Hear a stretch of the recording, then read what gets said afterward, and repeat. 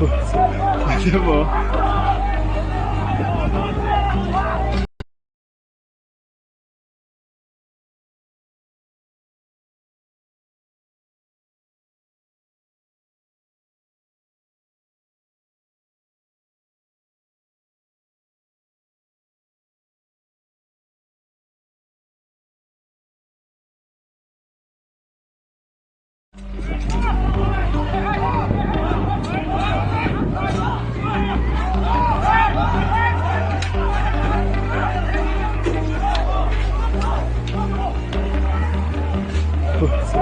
C'est bon.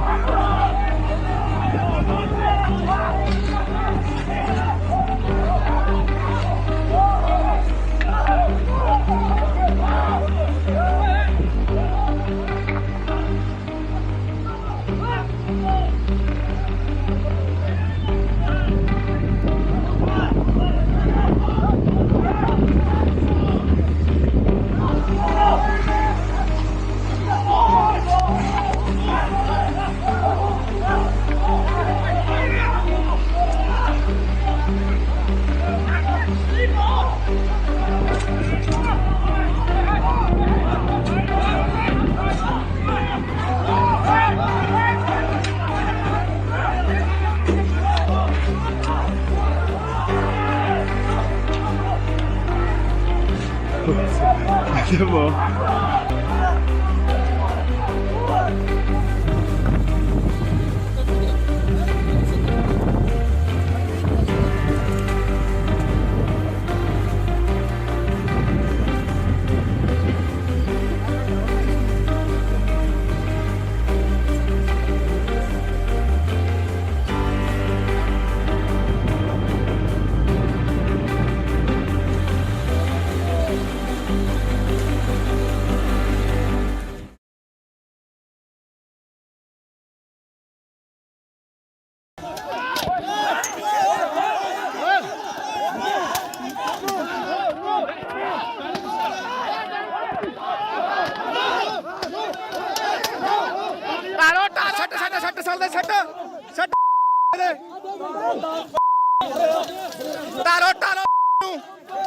Punjab ओए पिछे की चलो आगे ओए आगे चलो चल आगे आगे बढ़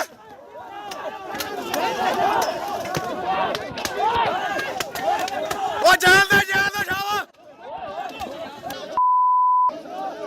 गुड शाबाश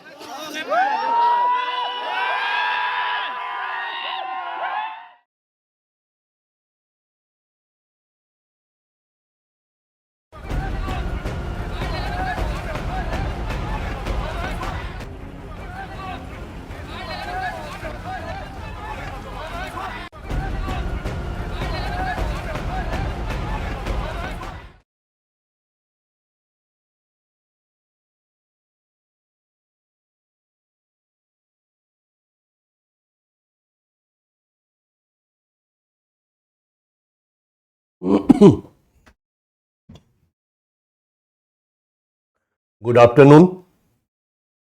मेरी आवाज आ रही है? मेरी आवाज आ रही है? मैं सुनाई दे रहा हूं, दिखाई दे रहा हूं? All clear? पहले आप इमीडिएट लिखिए ऑल क्लियर। आप इमीडिएट लिखिए, सब कुछ ठीक है। क्लियर क्लियर लिखिए। क्लियर।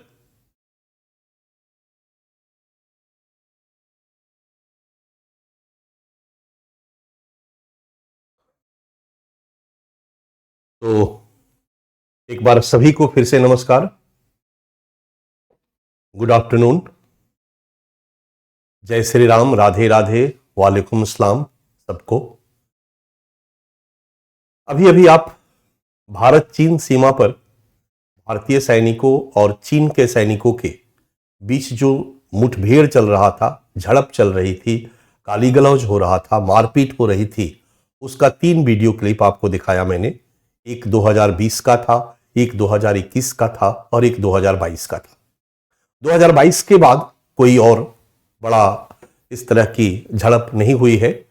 और जब भी भारत चीन सीमा सुरक्षा चुनौतियां पढ़ेंगे तो ये झड़प एक प्रमुख चुनौती है। इसके क्या मायने हैं, क्या मतलब है, अभी हम लोग आगे इसकी चर्चा हम करेंगे। मैंने सोचा कि क्लास के शुरू में कुछ वीडियो क्लिप आपको दिखा दिया जाए, ताकि जब मैं इसको समझाऊं आपको तो आपको समझने में कोई दिक्कत नहीं हो। आज का टॉपिक हम लोगों का है, हम लोग भारत पाकिस्तान सीमा सुरक्षा चुनौतियां और प्रबंधन पढ़ चुके हैं। आज हम लोग भारत चीन सीमा सुरक्षा चुनौतियां और प्रबंधन वाला टॉपिक पढ़ने जा रहे हैं। ये टॉपिक मेरे ख्याल से 2 क्लास में खत्म हो जाना चाहिए, आराम से 2 क्लास में खत्म होगा। आज हम चैलेंजेस देखेंगे और कल हम सीमा सुरक्षा प्रबंधन का क्लास खत्म कर देंगे। तो आप मानसिक रूप से भारत चीन सीमा पर पहुंचने वाले हैं। वहीं पर पहुंच करके देखते हैं कि भारत और चीन की सीमा पर क्या सुरक्षा चुनौतियां हैं और क्या इन चुनौतियों के प्रबंधन के लिए हमारी सरकार ने प्रयास किए। सबसे पहले भारत चीन सीमा पर ले जाने के पहले हम आपको एक चीन का मैप दिखाते हैं जो आपके सामने है। एक नजर आप चाहे तो डाल सकते हैं। ये मैप आपको दिख रहा होगा और इस मैप में आपको दिखाई दे रहा होगा कि चीन जो है वो 14 देशों के साथ अपना सीमा शेयर करता है। 14 देशों के साथ अपना सीमा शेयर करता है। देखने में विशाल है और क्षेत्रफल की दृष्टि से विश्व का तीसरा सबसे बड़ा देश है चाइना। जनसंख्या की दृष्टि से विश्व का दूसरा सबसे बड़ा देश है, क्योंकि हाल ही में हमने उसे पछाड़ दिया है।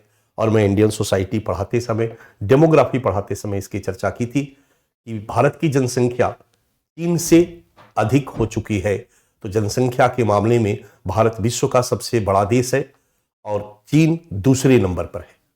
बट कुछ दिन पहले तक जब भारत दूसरे नंबर पर था और चाइना पहले नंबर पर विद्यमान था। ये है चाइना। आपके सामने चाइना की सीमाएं आपको दिखाई दे रही होगी। एक थोड़ा सा एरिया, अब समझते जाइएगा, हर पहलू को हम लोग देखेंगे और हर पहलू की जरूरत है। ये थोड़ा एरिया अफगानिस्तान का है बच्चा, ठीक है। फिर ये पाकिस्तान के साथ चीन की सीमा लगी हुई है। फिर इधर तजाकिस्तान के साथ चीन की सीमा लगी हुई है। ये पाकिस्तान का ऑक्युपाइड कश्मीर वाला इलाका है, ध्यान रखिएगा, जो हमारे क्षेत्र में है और इस पर हम दावा करते हैं। डन।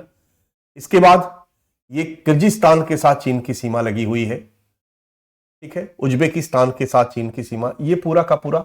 उधर मंगोलिया है, इधर रूस के साथ चीन की सीमा भी लगी हुई है और यहां पर रूस के साथ चीन का सीमा विवाद भी चलता है। फिर उधर चले जाइए तो ऊपर में, इधर नीचे चले आइए तो इंडिया के साथ, नेपाल के साथ, भूटान के साथ, इधर आप चले आइए म्यांमार के साथ, लाओस के साथ, आपको दिखाई दे रहा होगा दिस इज वियतनाम। वियतनाम के साथ चीन की सीमा लगी हुई है। और फिर इधर आप चले जाइए तो आपके सामने ये ताइवान है। ताइवान को लेकर के डिस्प्यूट है, आपको पता भी होगा। इधर आप चले जाइएगा तो कोरिया, उत्तरी कोरिया, दक्षिणी कोरिया, जापान का द्वीपीय क्षेत्र जो है, इस तरीके से चाइना जो है वो 14 देशों के साथ सीमा साझा करता है।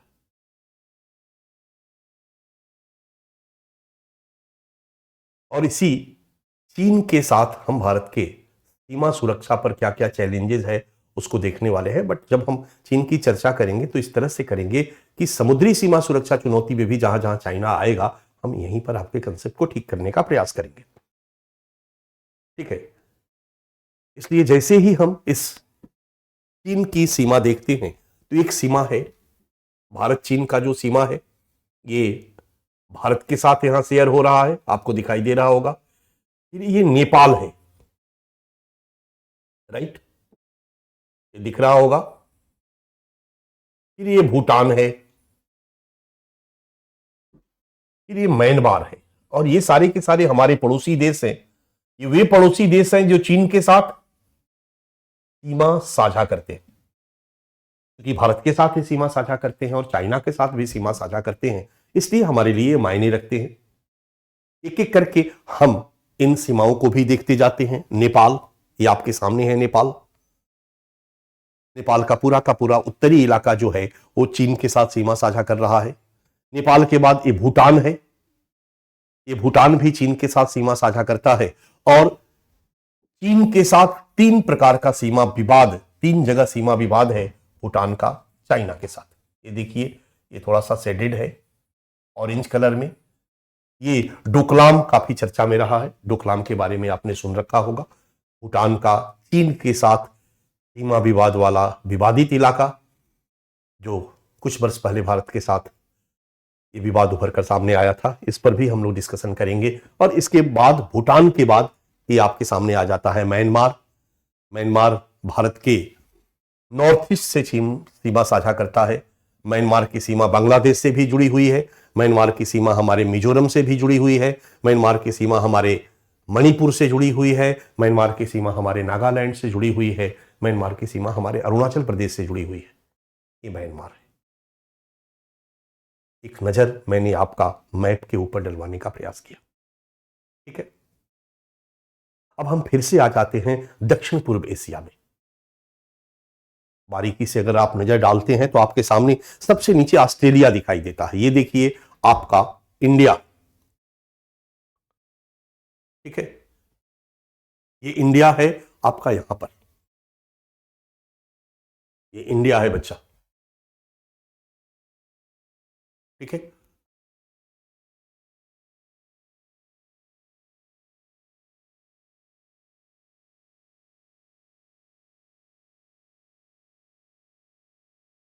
चाइना आपको दिखाई दे रहा होगा, मैप थोड़ा सा खिंचा हुआ है। इसी में सब थाईलैंड वगैरह है, इसी में इंडोनेशिया है। मैं इधर दिखाने का प्रयास कर रहा हूं, इसको नजदीक लेकर के आऊंगा। इंडोनेशिया वगैरह है। इधर ऑस्ट्रेलिया है आपका, ये नीचे दिख रहा है।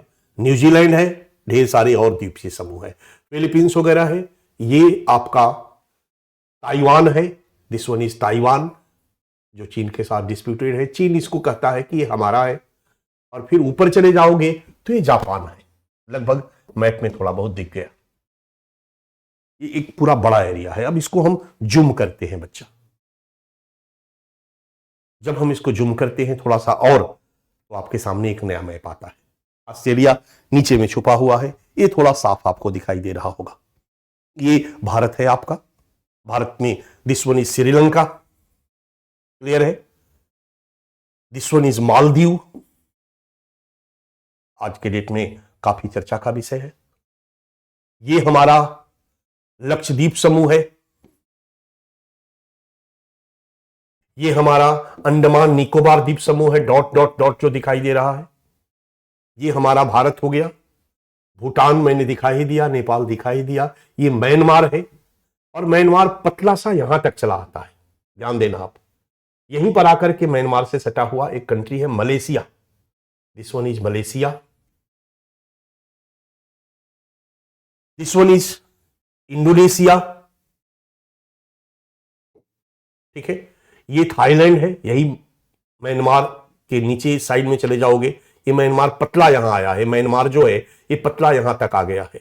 और फिर इधर आ जाता है थाईलैंड भी पतला, आधा में थाईलैंड है और आधा में म्यांमार है। थाईलैंड भी नीचे तक आया है। ये पूरा थाईलैंड का इलाका है, इधर का पूरा। फिर एक पतली पट्टी जो जा रही है बच्चा लाइट में, this one is Vietnam. Vietnam, ये सब यहां तक, ये सब वियतनाम का इलाका है, राइट। यहीं पर हांगकांग है। ताइवान मैंने आपको दिखा दिया था। फिलीपींस है, दिस वन इज फिलीपींस। इनके साथ काफी विवाद रहा है फिलीपींस का। दक्षिण चीन सागर विवाद यही कहलाता है। साउथ चाइना सी है ये। हमारी समुद्री कानून कहता है कि किसी भी देश के तट से 200 समुद्री मील तक का इलाका, समुद्री क्षेत्र, जलीय क्षेत्र पर उस तटीय देश का अधिकार। हमारे भारत के तट से 200 समुद्री मील तक का इलाका में समुद्र के अंदर जो भी खनिज संपदा है, उस पर उस तटीय देश का अधिकार होगा। ये अंतर्राष्ट्रीय कानून है और इसी कानून को दुनिया के सभी देश मानते हैं। अगर दो देशों के बीच का डिस्टेंस 200 नॉटिकल माइल से कम है, बीच में समुद्र है, जैसे श्रीलंका आपके सामने एग्जांपल है। अब यहां श्रीलंका और भारत के बीच में समुद्र है, और ये समुद्र का डिस्टेंस जो है 200 नॉटिकल माइल से कम है। तो यहां पर सीमा का निर्धारण क्या होगा? मध्य भाग, बीच का इलाका जो होगा वो यहां के सीमा का निर्धारण होगा। समुद्री सीमा हम पढ़ाएंगे तो वहां पर कुछ कानून क्या है अंतरराष्ट्रीय, उसकी भी चर्चा हम करेंगे। और इस कानून के अनुसार दक्षिण चीन सागर से सटा हुआ जो फिलीपींस का इलाका है, उस हिसाब से देखा जाए तो 200 समुद्री मील तक जो इलाका है उस पर अंतरराष्ट्रीय कानून के अनुसार फिलीपींस का अधिकार है। ये सब वियतनाम का इलाका है और वियतनाम का समुद्री इलाका बहुत बड़ा है बच्चा। और इस 200 नॉटिकल माइल तक, समुद्री मील तक का जो क्षेत्र है समुद्र का जल, ये क्षेत्र वह उस देश का अधिकार है। लेकिन चाइना इस दक्षिण चीन सागर में ढेर सारे खनिज संपदा का दोहन कर रहा है और कहता है कि ये मेरा है और मैं किसी अंतरराष्ट्रीय कानून को नहीं मानता हूं। ये चाइना की दादागिरी है। सारी दुनिया अंतरराष्ट्रीय कानून को मानती है, चाइना नहीं मानता है।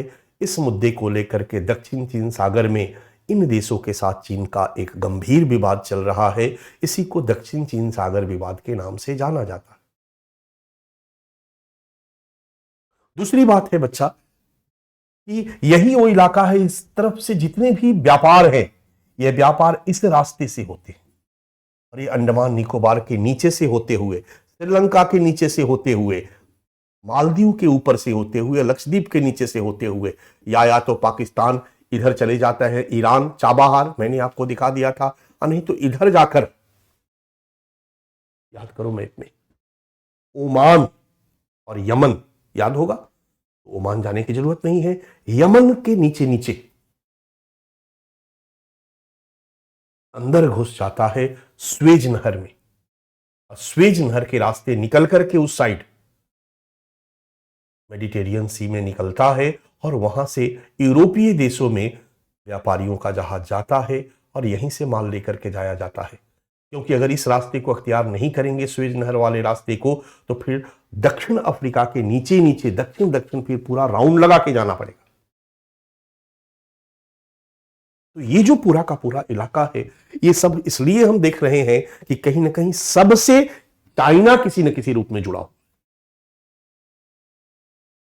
इसलिए जब हम भारत चीन सीमा विवाद को पढ़ रहे हैं बच्चा, तो इस सीमा विवाद में हम इन सभी पक्षों को एक नजर पहले मैं दिखा दे रहा हूं, क्योंकि मैंने पहले भी पश्चिम एशिया दिखाया था आपको।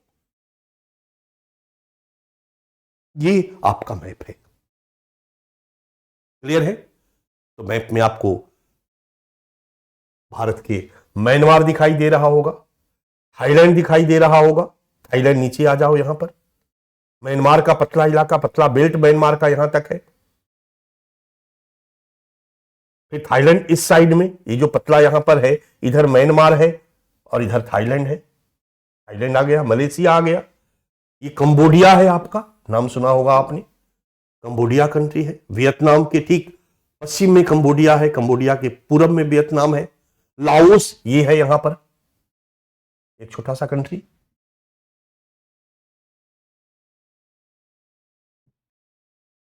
और चाइना की सीमा इन सभी देशों से मिलती चली जाती है।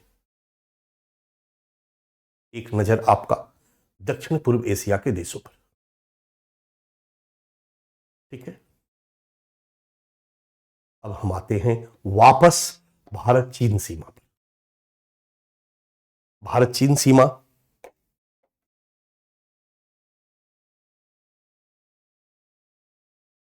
की जब हम बात करते हैं तो हमारे सामने एक बहुत बड़ा देश चाइना नजर आता है, जिसके पास लगभग 25 लाख से अधिक सैन्य बल है। 25 लाख से अधिक सैन्य बल है। आबादी के मामले में तो मैंने आपको दिखा ही दिया। ये 1911 में, नॉट 2000, 1911 में ही राजशाही व्यवस्था से गणतंत्र की तरफ बढ़ा है। बट 11 से लेकर के 1949 तक ये कई रूपों में आपस में लड़ते रहे हैं।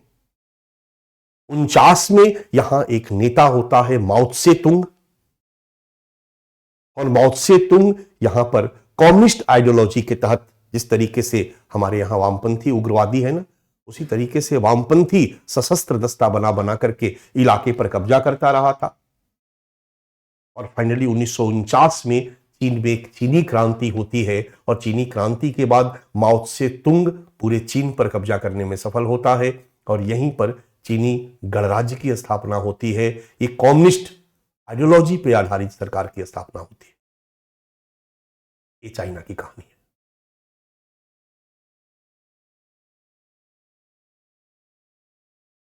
ये चाइना की कहानी है। और इस चाइना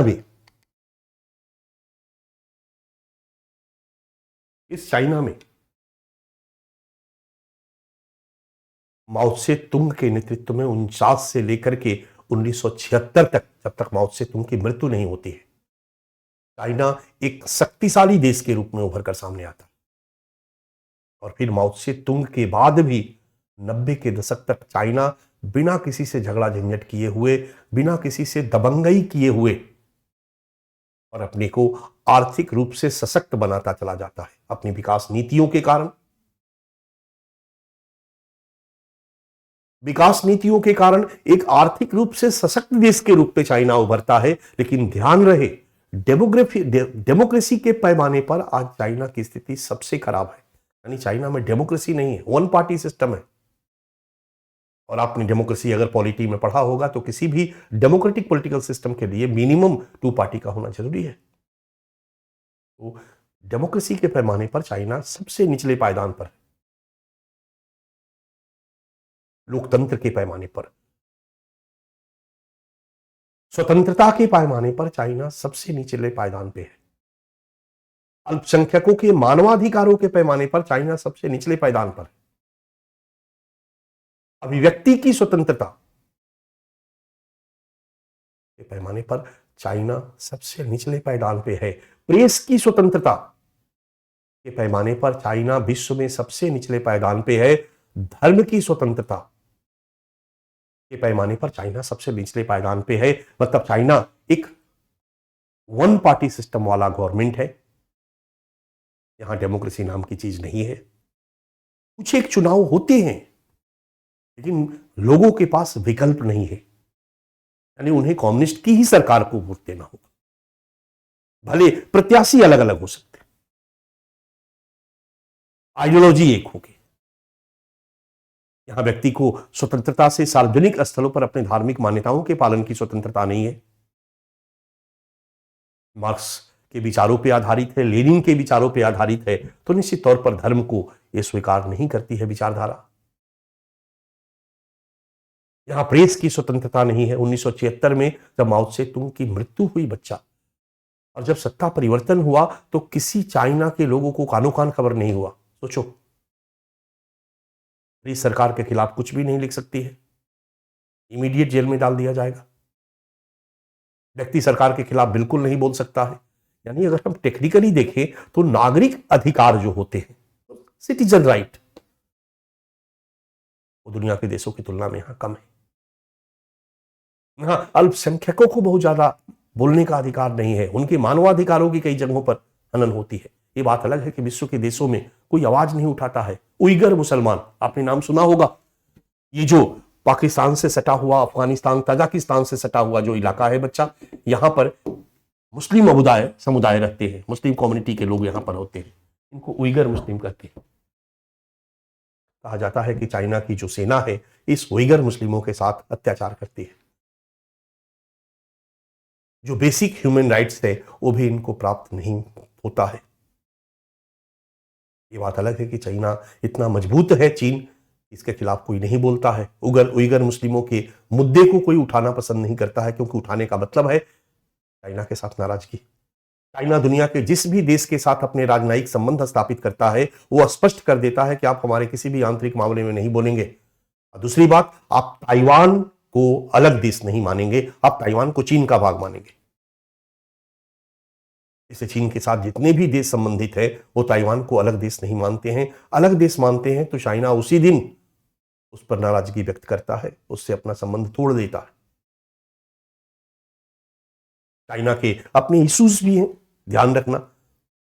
दुश्मनों के अंदरूनी क्या क्या कलह और झगड़े हैं, इस पर नजर रखनी चाहिए। मैंने आपको डिफेंस मिनिस्ट्री दिया है यार, मिनिस्ट्री ऑफ होम अफेयर्स दिया है, दोनों का हेड हमने आपको बनाया है। आपने पाकिस्तान की अंदरूनी कमजोरियों को देखा ना, बलूचिस्तान के मुद्दे को आपने देखा, गिलगिट बाल्टिस्तान के मुद्दे को आपने देखा, ये पाकिस्तान की अंदरूनी कमजोरियां हैं। आर्थिक मुद्दे पर पाकिस्तान तबाह है, ये पाकिस्तान की अंदरूनी कमजोरियां है। कल के डेट में इन कमजोरियों का आप लाभ अपने देश के फेवर में उठा सकते हो, ये जानना चाहिए। चाइना की भी अपनी कुछ आंतरिक कमजोरियां। चाइना का एक इशू, जो सबसे बड़ा इशू है, वो ताइवान के साथ है।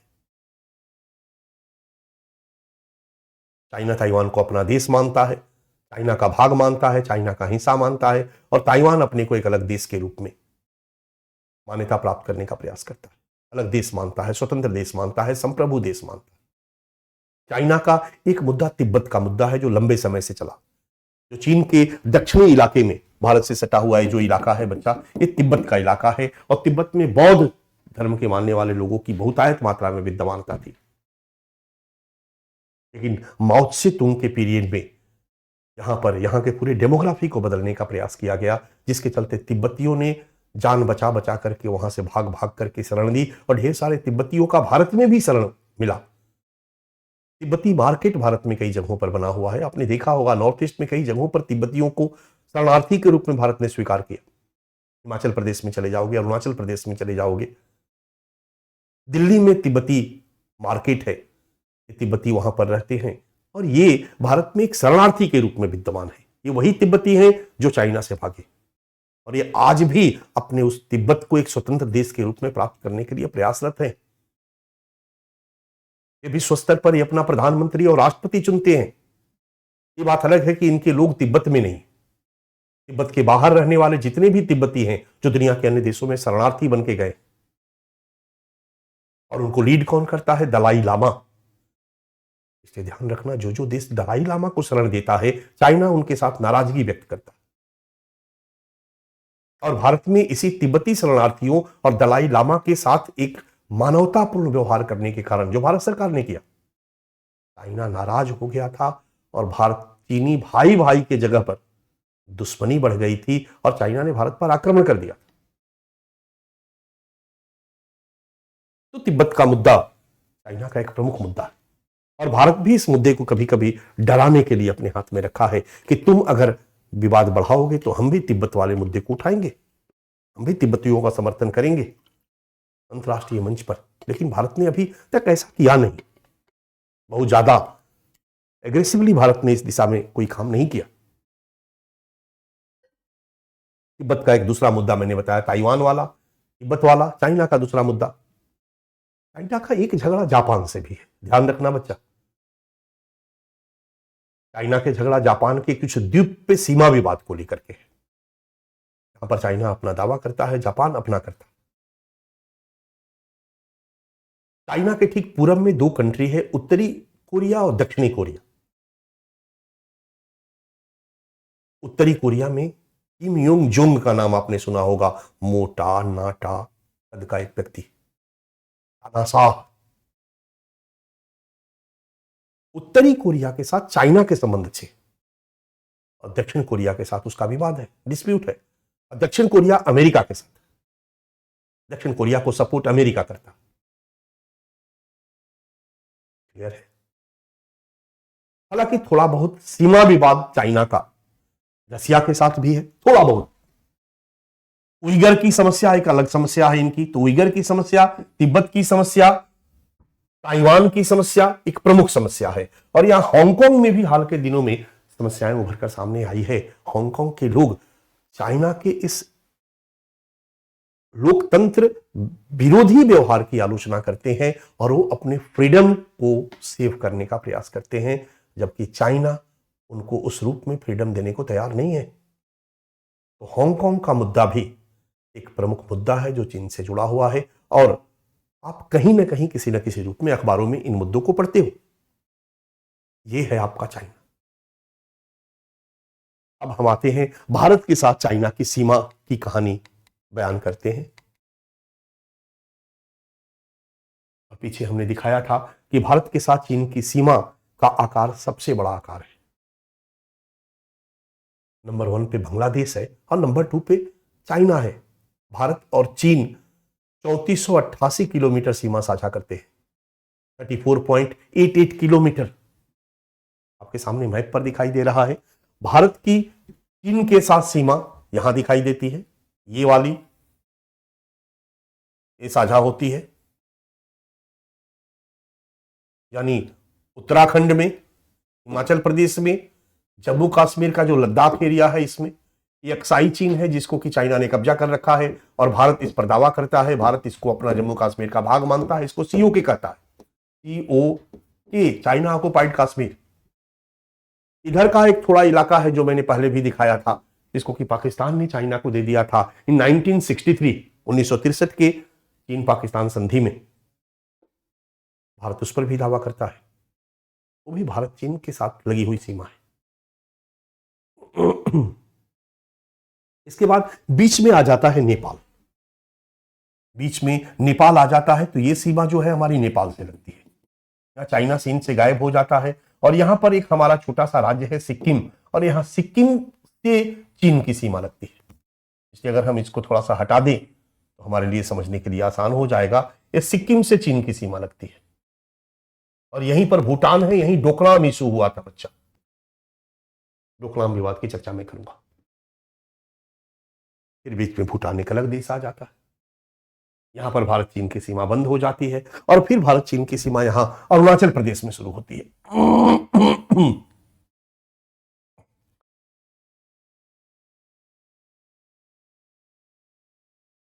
इस तरीके से भारत और चीन की सीमा कुल मिलाकर के 3488 किलोमीटर लंबी सीमा साझा करती है। यह एक दुरूह सीमा है। पाकिस्तान के साथ हम लोगों ने लिखा था छिद्रिल सीमा, यहां हम अछिद्रिल सीमा लिखते हैं। यह एक अछिद्रिल सीमा है, यानी यहां पर घुसपैठ आसान नहीं है।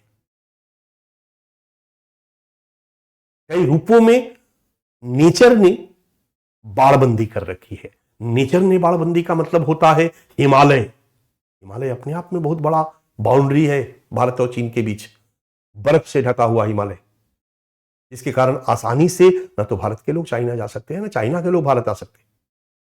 व्यापार करने के लिए हालत खराब हो जाता है। व्यापार करने के लिए हाल के दिनों में कुछ रास्ते ठीक किए गए हैं। तो इतना दुरूह इलाका है, इतनी अछिद्रिल सीमा है कि आसानी से एक देश से दूसरे देश में आना जाना संभव नहीं है। भारत और चीन के बीच के इस सीमा को 3 भागों में हम बांटते हैं। एक भाग है, कहलाता है वेस्टर्न सेक्टर। क्लियर है? It's called western sector. दूसरा है मिडिल सेक्टर, दिख रहा आपको मैप में, और तीसरा है अरुणाचल प्रदेश वाला eastern sector. Western sector, middle sector और ईस्टर्न सेक्टर, 3 पार्ट में भारत और चीन की सीमा लगती है।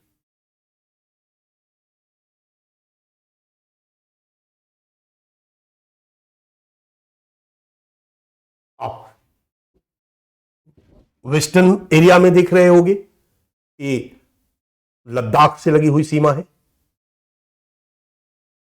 इसी में हिमाचल प्रदेश से लगी हुई सीमा भी है, उत्तर प्रदेश का उत्तराखंड का इलाका भी है इस सीमा से जुड़ा हुआ, और ये इलाका आकर के नेपाल के पास रुक जाता है। फिर नेपाल आ जाता है। फिर ये सिक्किम से लगी हुई सीमा है,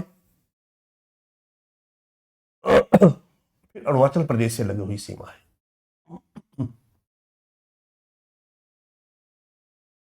तीन भाग में बटा हुआ है सीमा।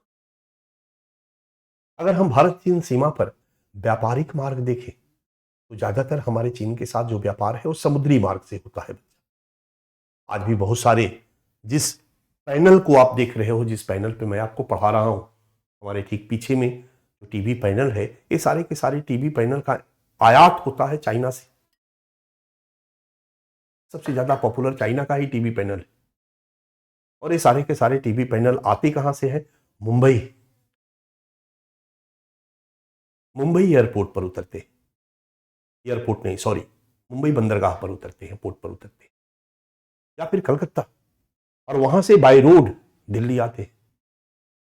समुद्री मार्ग ही है, बट कुछ स्थल मार्ग भी है हल्का फुल्का सामान लाने के लिए, क्योंकि ये मार्ग बड़ा दूर है। इसलिए चाइना से जब भी कोई व्यापार होता है तो चाइना से भारत की दिशा में होने वाला व्यापार में स्थल मार्ग की भूमिका बहुत बड़ी नहीं होती है। लेकिन हाँ, अब हम इस मार्ग को बहुत मजबूत करने का प्रयास कर रहे हैं, क्योंकि चाइना के साथ हमारे संबंध बहुत अच्छे होते तो हम इस स्थल मार्ग को और बड़ा करने का प्रयास करते। लेकिन व्यापारिक संबंध तो है, आज के डेट में बहुत सारी चीजें जो हैं जो चाइना से आयातित हो रही है, क्योंकि जब से हम WTO में शामिल हुए हैं तो अब हमारे व्यापारिक संबंध केवल हमारे द्वारा निर्धारित नहीं है बच्चा। ग्लोबलाइजेशन में पढ़ा चुका हूं, हमें वाशिंगटन कंसेंसस पे जो हमने हस्ताक्षर किया है उसमें जो जो मुद्दे हैं, जो जो बिंदु है, उस बिंदु के तहत हमारी आर्थिक नीतियां निर्धारित होती है, हमारे व्यापारिक संबंध निर्धारित होते हैं। हम एक पक्षीय रूप से किसी के साथ व्यापारिक संबंध को खत्म नहीं कर सकते। और भारत एक मैन्युफैक्चरिंग हब के रूप में बनने का प्रयास किया। याद रखना, हमने मेक इन इंडिया का प्लान किया, लेकिन मेक इन इंडिया में हम बहुत सक्सेसफुल नहीं रहे। स्किल इंडिया और मेक इन इंडिया दोनों में, बट हम मेक इन इंडिया की बात कर रहे हैं, हम बहुत सक्सेसफुल नहीं रहे। परिणाम क्या हुआ, हम एक मैन्युफैक्चरिंग हब के रूप में ही अपने को विकसित किए। मैन्युफैक्चरिंग हब का मतलब होता है कि किसी भी प्रोडक्ट को जब हम बनाते हैं तो जो उसके इंटरनल पार्ट्स हैं वो हम इंपोर्ट करते हैं, आयात करते हैं। और इस तरह के इंटरनल पार्ट्स, इलेक्ट्रॉनिक्स टाइप की मशीनों के, चीजों के इंटरनल पार्ट्स का सबसे बड़ा आयातक है चाइना से भारत। यहां तक कि MNCs, बहुराष्ट्रीय कंपनियां भी भारत के श्रमिकों का लाभ लेने के लिए सस्ते में स्किल्ड वर्कर यहां मिल जाते हैं तो भारत में आकर के अपना मैन्युफैक्चरिंग यूनिट लगाती है, भारत के श्रमिकों को यूज करती है और उसके पार्ट्स को चाइना से इंपोर्ट करती है। तो भारत के साथ चीन का व्यापार खत्म नहीं हुआ है, व्यापार जारी है, भले संबंधों में तनाव है,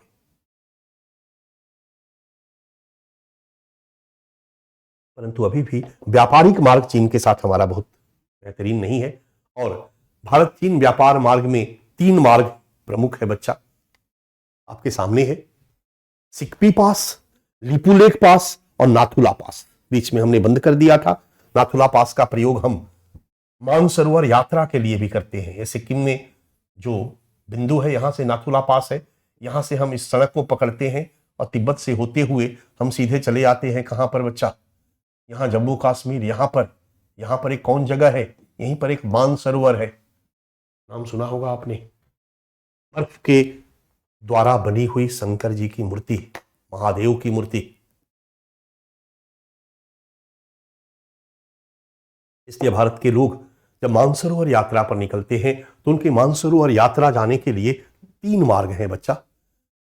एक मार्ग जो पहले था, जो सबसे कठिन मार्ग था, वो था जम्मू कश्मीर श्रीनगर के माध्यम से मार्ग। ये बड़ा दुरूह मार्ग है और इस मार्ग का प्रयोग जनरली हम नहीं करते। हमारे लिए सड़क वाला सबसे सरल मार्ग है। एक नाथुला पास खोल दिया, भारत चीन के साथ समझौता हुआ और मानसरोवर यात्रियों के लिए नाथुला पास जो बीच में बंद हो गया था, खोल दिया गया। और दूसरा है कि हम लखनऊ जाते हैं उत्तर प्रदेश में, और हम लखनऊ से नेपाल घुस जाते हैं काठमांडू, और काठमांडू से यही वाली सड़क को पकड़ करके मानसरोवर चले जाते हैं। मैं एक अगल बगल आपको घुमा रहा हूं ताकि हमको पढ़ने और समझने में आगे, जब मैं शब्दावलियों की चर्चा करूंगा, कुछ कुछ जगहों की चर्चा करूंगा, तो आपके दिमाग में स्ट्राइक करेगा कि यह जगह है। सिकपी पास आपके उत्तराखंड के पास है। इस रास्ते भी ये बड़ा दुरूह जगह है, तो हल्के फुल्के व्यापार वगैरह इस रास्ते कर दिए जाते हैं। लिपुलेख पास और नाथुला पास, ये व्यापारिक मार्ग है, ये हमारी सीमा। अब चलिए भारत चीन सीमा पर क्या सिक्योरिटी चैलेंजेस है, इसको देखने का प्रयास करते हैं। हम फोकस होते हैं अपने टॉपिक पर, भारत चीन सीमा सुरक्षा चुनौतियां। और इन चुनौतियों की बात करते हैं बच्चा, तो आज सबसे बड़ी चुनौती है सीमा विवाद। भारत और चीन की पूरी सीमा विवादित।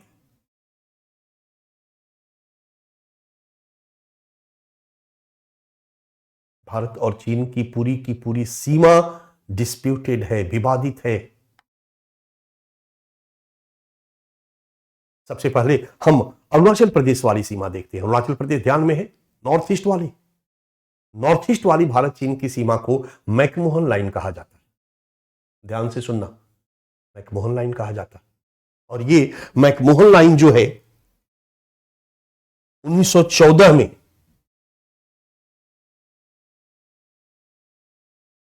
इसको थोड़ा ऊपर उठा दूं तो समझ में आएगा, पढ़ भी लोगे साथ साथ,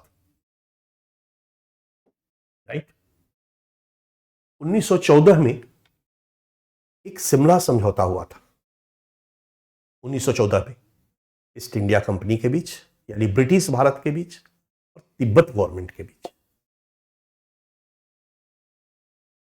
और उसी समझौते के तहत अरुणाचल प्रदेश का जो बॉर्डर है उस पर दोनों देश सहमत हुए थे और अरुणाचल प्रदेश भारत के भाग के रूप में स्वीकार किया गया था। भारत का ही भाग था, ब्रिटिश इंडिया का भाग था, इंडिया का पार्ट होगा और यही बॉर्डर होगा, यही बॉर्डर होगा।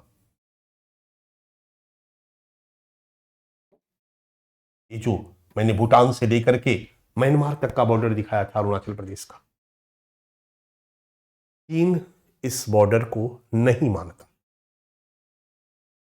चीन कहता है कि नहीं, यह समझौता तो भारत और तिब्बत के बीच है और 14 में तिब्बत एक संप्रभु राष्ट्र था, तो भारत और तिब्बत के बीच हुए समझौते को भारत और चीन का समझौता कैसे माना जा सकता? आज तिब्बत हमारे अंदर में है, हमारे कब्जे में है, हम इस सीमा को नहीं मानते।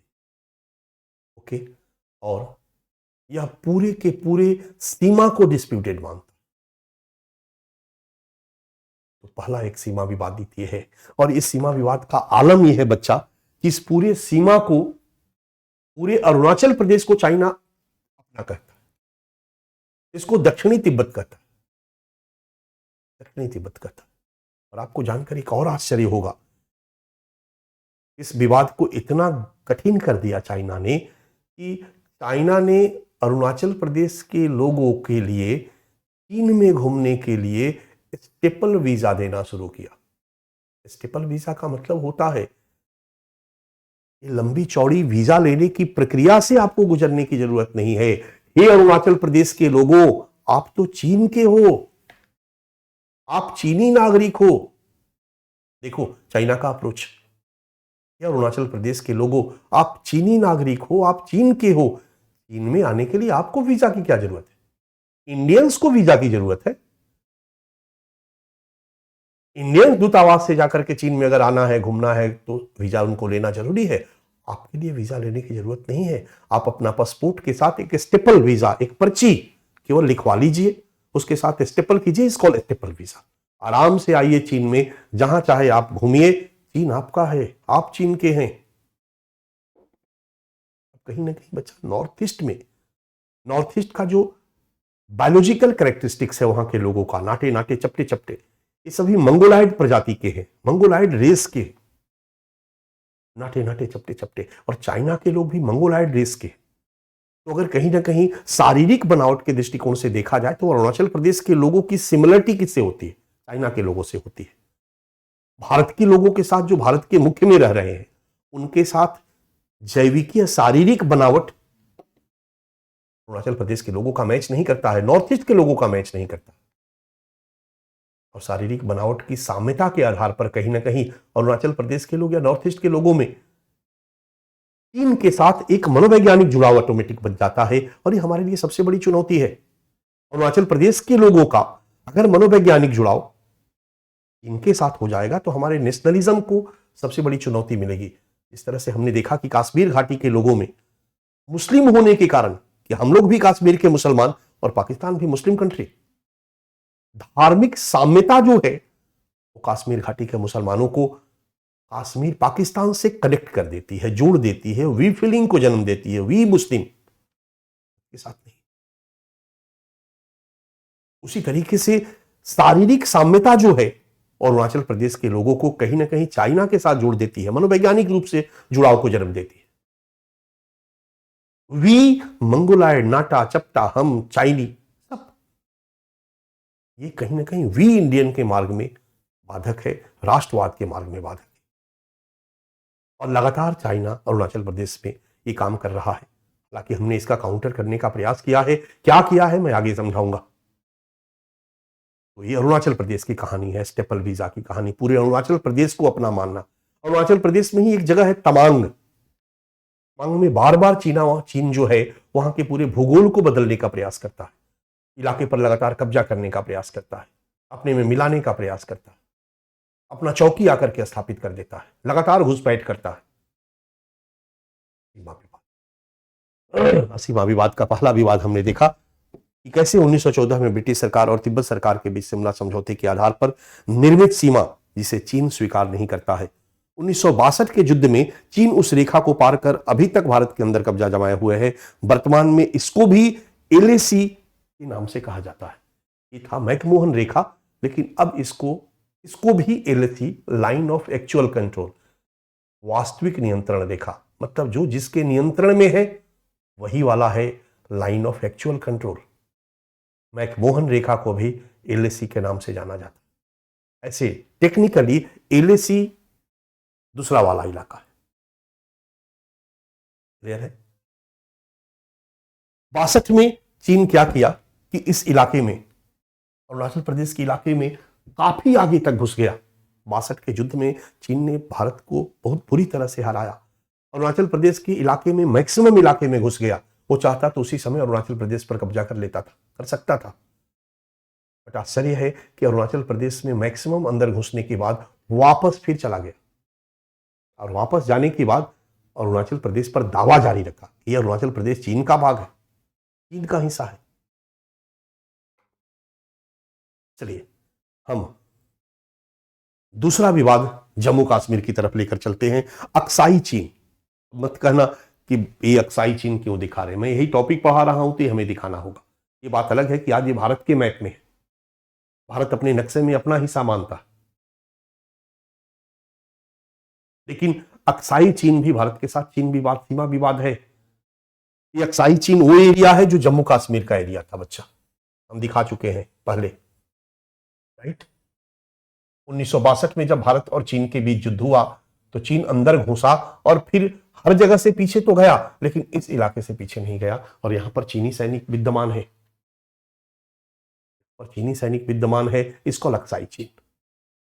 और अक्साई चीन का एक पार्ट और है बच्चा, ये देखो सेडेड, ये भी अक्साई चीन है। इसको हम अक्साई चीन 1 कहते हैं और इसको अक्साई चीन 2 कहते हैं,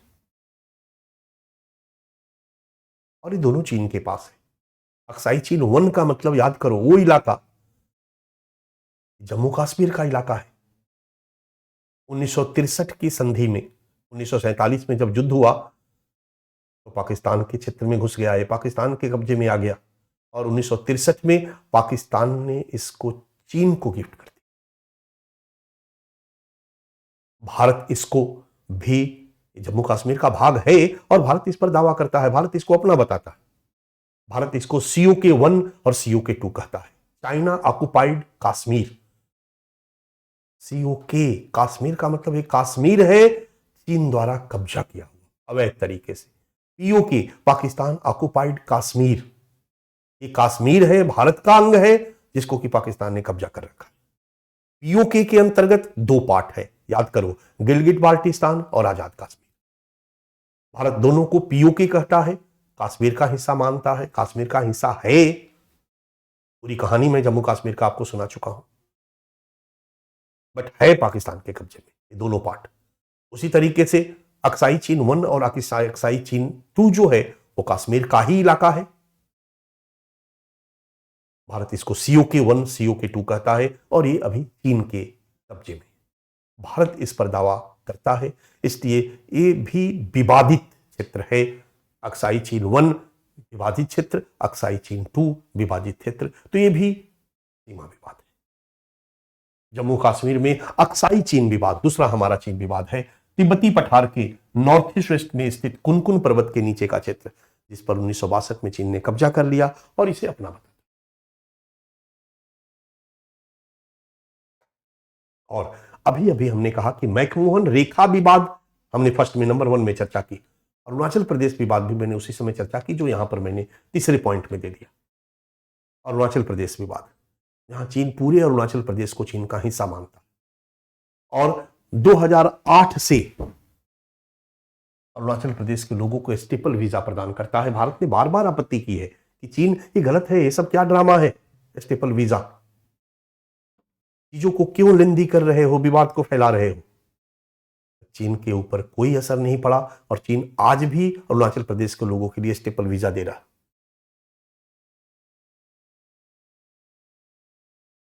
ठीक है, ये मेन सीमा विवाद है बच्चा। इसी सीमा विवाद में कुछ छोटे छोटे सीमा विवाद भी। ये सीमा भारत के नियंत्रण में है और चीन उस पर दावा करता है। जैसे उत्तराखंड में बाराहोती और लपथल एक इलाका है, छोटे छोटे कस्बे हैं एकदम सीमा पर, उत्तराखंड और चीन से लगी हुई सीमा पर। बाराहोती और लपथल को भी चीन अपना मानता है, चीन द्वारा दावा किया जाता है। यह है भारत के क्षेत्र में। हालांकि यहां पर पहाड़ी इलाका है तो अक्सर चीन की सेना भी घुस जाती है। कई बार ऐसा होता है कि भारतीय सैनिक भारत के क्षेत्र में है तो पेट्रोलिंग करने जाते हैं तो चीन के सैनिक अचानक घुस करके वहां पेट्रोलिंग रोक देते हैं। चीन के सैनिक किसी इलाके में घुस करके अपना बंकर बना लेते हैं, अपना पोस्ट बना लेते हैं। फिर भारत के सैनिक जाकर के, जब जाड़े के दिनों में भारत के सैनिक कम जाते थे बर्फ के इलाके में, फिर उनको वहां से जाकर के भगाना पड़ता है, विवाद उत्पन्न होता है। इस तरह से चीन अक्सर यहां पर घुसपैठ करता रहा है, सैन्य घुसपैठ करता रहा। यहां आतंकियों का घुसपैठ नहीं है बच्चा, पाकिस्तान की सीमा की तरह यहां पर सैन्य घुसपैठ। तो उत्तराखंड में बाराहोती और लपतल का जो इलाका है ये भी डिस्प्यूटेड है और इस पर भी चीन अपना दावा करता है। भारत चीन सीमा विवाद का अगला पार्ट, अगर आपने 3 इडियट मूवी देखी होगी, 3 इडियट फिल्म में अंत होता है एक लेक के किनारे। आमिर खान ड्रोन टाइप की कुछ चीजें उड़ा रहा होता है, आपने देखा होगा, या कहो तो रिमोट कंट्रोल से चलने वाले हवाई जहाज उड़ा रहा होता है, स्कूल चला रहा होता है और वहीं पर उसके दोनों दोस्त पहुंचते हैं और वहीं पर अभिनेत्री पहुंचती है। उस स्कूल से वो झील के पास आते हैं, झील पर स्कूटर पर बैठकर दुल्हन के जोड़े में हेलमेट लगाकर हीरोइन एंट्री करती है उस झील के किनारे जहां पर आमिर खान होता है कुछ बच्चों के साथ। आपने आमिर खान को देखा होगा, अभिनेत्री को देखा होगा, दोस्तों को देखा होगा। उस झील को ध्यान से देखना, उस झील को पैंगोंग त्सो झील कहते हैं। ऐसे नॉर्मली पैंगोंग झील के नाम से जाना जाता है, पैंगोंग झील।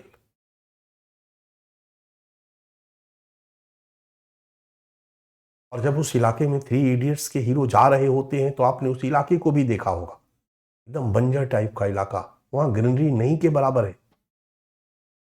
हिमालय के जो उत्तराखंड वाला इलाका है, उस हिमालय की पहाड़ियों में अगर आप भूगोल पढ़े होंगे तो यहां पर चट्टानों में मिट्टी के अवशेष है, इसलिए यहां पर चट्टानों में ढेर सारे वनस्पति उगे हुए होते हैं। बाबा रामदेव और उनकी टीम यहीं से ढेर सारे जड़ी बूटियों की खोज करती है और आयुर्वेद के रूप में उसका इस्तेमाल करती है। लेकिन जैसे ही आप तिब्बत से जुड़े हुए इलाकों में जाते हैं, हिमालय का जो इलाका है, जो लद्दाख का इलाका है, इंडिया के चित्र में अगर आप जाते हैं तो वो इलाका एकदम ड्राई इलाका होता है और वहां पर चट्टान ही है, चट्टान में मिट्टी के अंश नहीं है, जिसके कारण वनस्पति वहां उत्पन्न नहीं हो पाती है। उस इलाके को भी आपने उस फिल्म में देखा होगा। वो बड़ा दुरूह इलाका है, पहाड़ों का इलाका है, हिमालय का इलाका है। ठंडे के मौसम में बर्फ से भरा रहता है पूरा का पूरा। वहीं पर एक पैंगोंग झील है, जाड़े के दिनों में ये पूरा बर्फ से जम जाता है।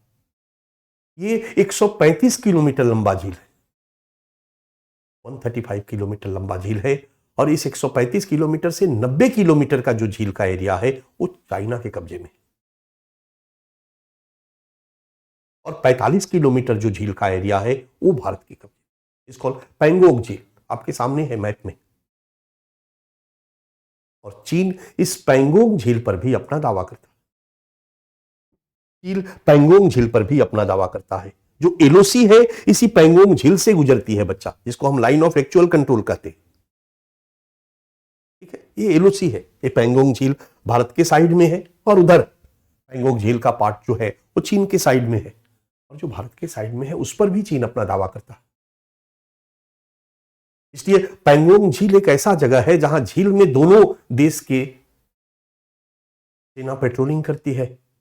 और समझ लो कि यहां पर कोई बाउंड्री तो बनी नहीं है।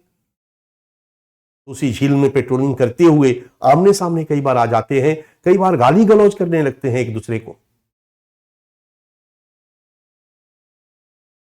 Pangong lake dispute, Pangong lake पर चीन द्वारा दावा। और वर्तमान में पैंगोंग लेक का 90 किलोमीटर क्षेत्र चीन के पास तथा 45 किलोमीटर भारत के पास, टोटल 135 किलोमीटर। उपरोक्त के अलावा ये तो है ही सीमा, इसके अलावा चीन पूरे सीमा को विवादित मानता है और किसी भी जगह पर अपना सैन्य हस्तक्षेप करता रहता है। कहीं भी उनके सैनिक घुस जाते हैं या भारत के सैनिकों की पेट्रोलिंग को रोक देते हैं। इसीलिए इस इलाके को हम लाइन ऑफ एक्चुअल कंट्रोल कहते हैं, LAC। 62 के बाद जिसका जो इलाका जिसके कब्जे में रहे वही है LOC। वास्तविक रूप से जिसके नियंत्रण में है इसको वास्तविक नियंत्रण रेखा, लाइन ऑफ एक्चुअल कंट्रोल।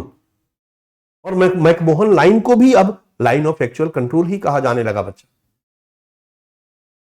तो आज समझ सकते हो कि भारत और चीन के बीच सुरक्षा चुनौतियों में सबसे बड़ी सुरक्षा चुनौती तो सीमा विवाद है, क्योंकि ये सीमा विवाद हमारे लिए कभी भी तनाव दे देता है। क्योंकि कभी भी चीनी सैनिक हमारे इलाके में घुस जाते हैं। जब आप के पास रक्षा मंत्रालय है, गृह मंत्रालय है, तो चिंता तो आपकी है ना कि अपनी सीमा की कैसे रक्षा करनी है। यहाँ का उपाय करोगे ना। अगर सीमा पर चीनी सैनिकों का जमवाड़ा होगा तो आपका टेंशन बढ़ेगा और आप भी अपने तरफ से सीमा पर जमवाड़ा सैनिकों का करने का प्रयास करोगे। अगर सीमा के उस पार पता चला कि चीनी सैनिक ढेर सारा इंफ्रास्ट्रक्चर डेवलप कर रहे हैं, हवाई पट्टी बना रहे हैं, ढेर सारा तोप और मिसाइल लाकर खड़ा कर रहे हैं, आपका टेंशन बढ़ेगा। आप भी अपने तरफ लाने का प्रयास करोगे। क्योंकि जहां डिस्प्यूटेड बॉर्डर है वहां पर दोनों देश के लोग सशंकित होते हैं एक दूसरे के प्रति। ये एक बहुत बड़ी सुरक्षा चुनौती है। अब चूंकि विवादित सीमा है इसलिए लगातार आतंकी घुसपैठ नहीं, सैन्य घुसपैठ हमारे भारतीय सीमा में होता रहा है। ये दूसरी चुनौती है। ABCD करके हमने चुनौतियों को दिखाया।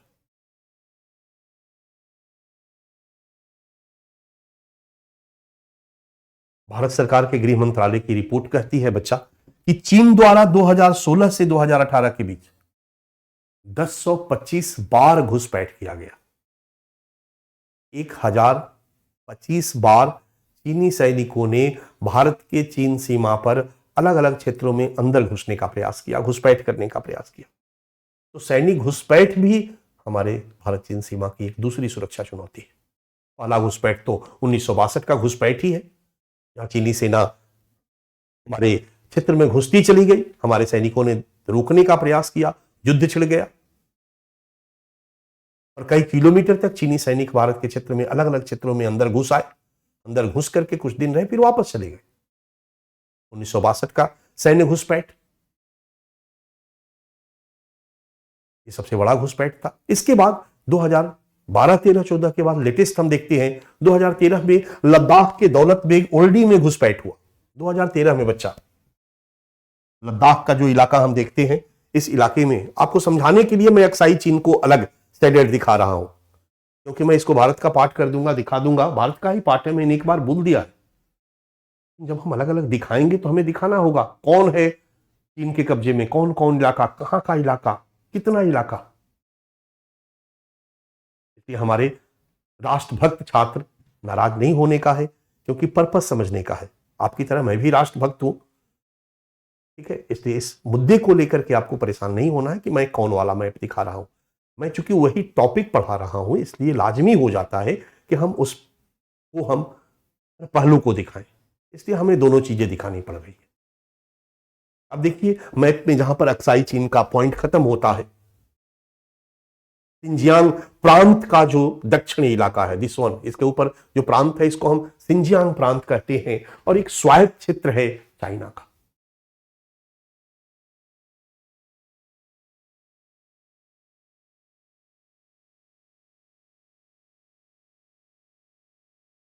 यहीं पर एक जगह है दौलत बेग ओल्डी, यहीं पर सीमा पर दिख रहा होगा यह सीमा। दौलत बेग ओल्डी में चीनी सैनिक अंदर घुस गए और वहां पर अपना बंकर बना लिया और बंकर बना करके वहीं अपना पोजीशन लेकर के खड़े हो गए। भारतीय सैनिक गए तो कहा कि ये हमारा है। लंबी बातचीत चली और बड़ी मशक्कत के बाद वहां से उनको हटाने में हमें सफलता मिली। 2013 का घुसपैठ। सितंबर 2014 में एक बहुत बड़ा घुसपैठ चुमार सेक्टर में इन्होंने किया। चुमार सेक्टर ये है आपका, ध्यान से देखो चुमार सेक्टर को। ये पैंगोंग झील के नीचे का इलाका है। पैंगोंग झील से दक्षिण में ये चुमार सेक्टर है बच्चा। दिस वन इज चुमार, ये बॉर्डर का एरिया है। चुमार सेक्टर में चीनी सैनिक लगभग 1.5 किलोमीटर तक अंदर घुस गए। 1.5 किलोमीटर का मतलब समझ में आ रहा होगा। भारतीय सैनिकों के साथ टकराव हुआ, 1.5 किलोमीटर तक अंदर घुसते चले गए और अपना पोजीशन लेकर के बैठ गए। और आपको आश्चर्य होगा कि ये सितंबर 2014 का वो समय था जब शी जिनपिंग, नाम सुना होगा आपने, शी जिनपिंग भारत आए हुए थे। भारत में मोदी जी के साथ झूला झूल रहे थे, नाश्ता कर रहे थे और उधर चीनी सैनिक, भारत और चीन के बीच अच्छे संबंध बनाने की बातें हो रही थी और उधर चीनी सैनिक चुमार में घुसपैठ कर रहे थे। उसी तरह से जिस तरह 99 में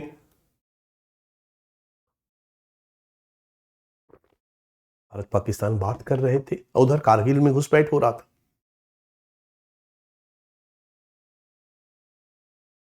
फिर उच्च स्तरीय बातचीत हुई, दोनों सरकार के बीच बातचीत हुई और फाइनली 30 सितंबर तक उन सैनिकों को 1.5 किलोमीटर जो अंदर घुस आए थे उनको वापस भेजा गया।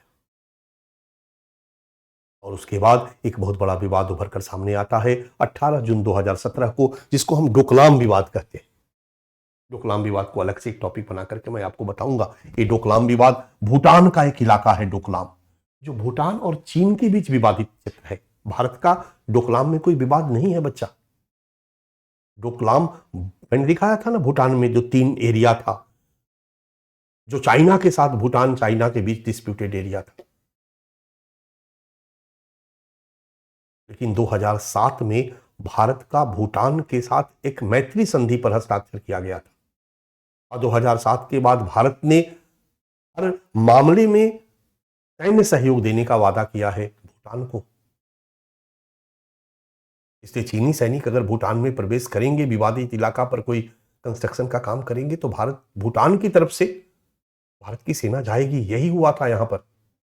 चीनी सैनिकों ने विवादित जगह डोकलाम में इंफ्रास्ट्रक्चर, सड़क बनाने का काम शुरू किया और भारत के सैनिकों ने वहां जाकर के उस सड़क बनाने के काम को रोक दिया। याद रहे कि भारत का एक सैन्य बेस जो है वो भूटान में भी है। भारत के सैनिक जो है वो भूटान में अपना बेस बना करके रखते हैं। भूटान का भी सुरक्षा होगा इसके लिए। इसको डोकलाम इशू, ये भी एक विवाद है भारत चीन के बीच। एक अगला विवाद होता है बच्चा 10 मई 2020 को सिक्किम के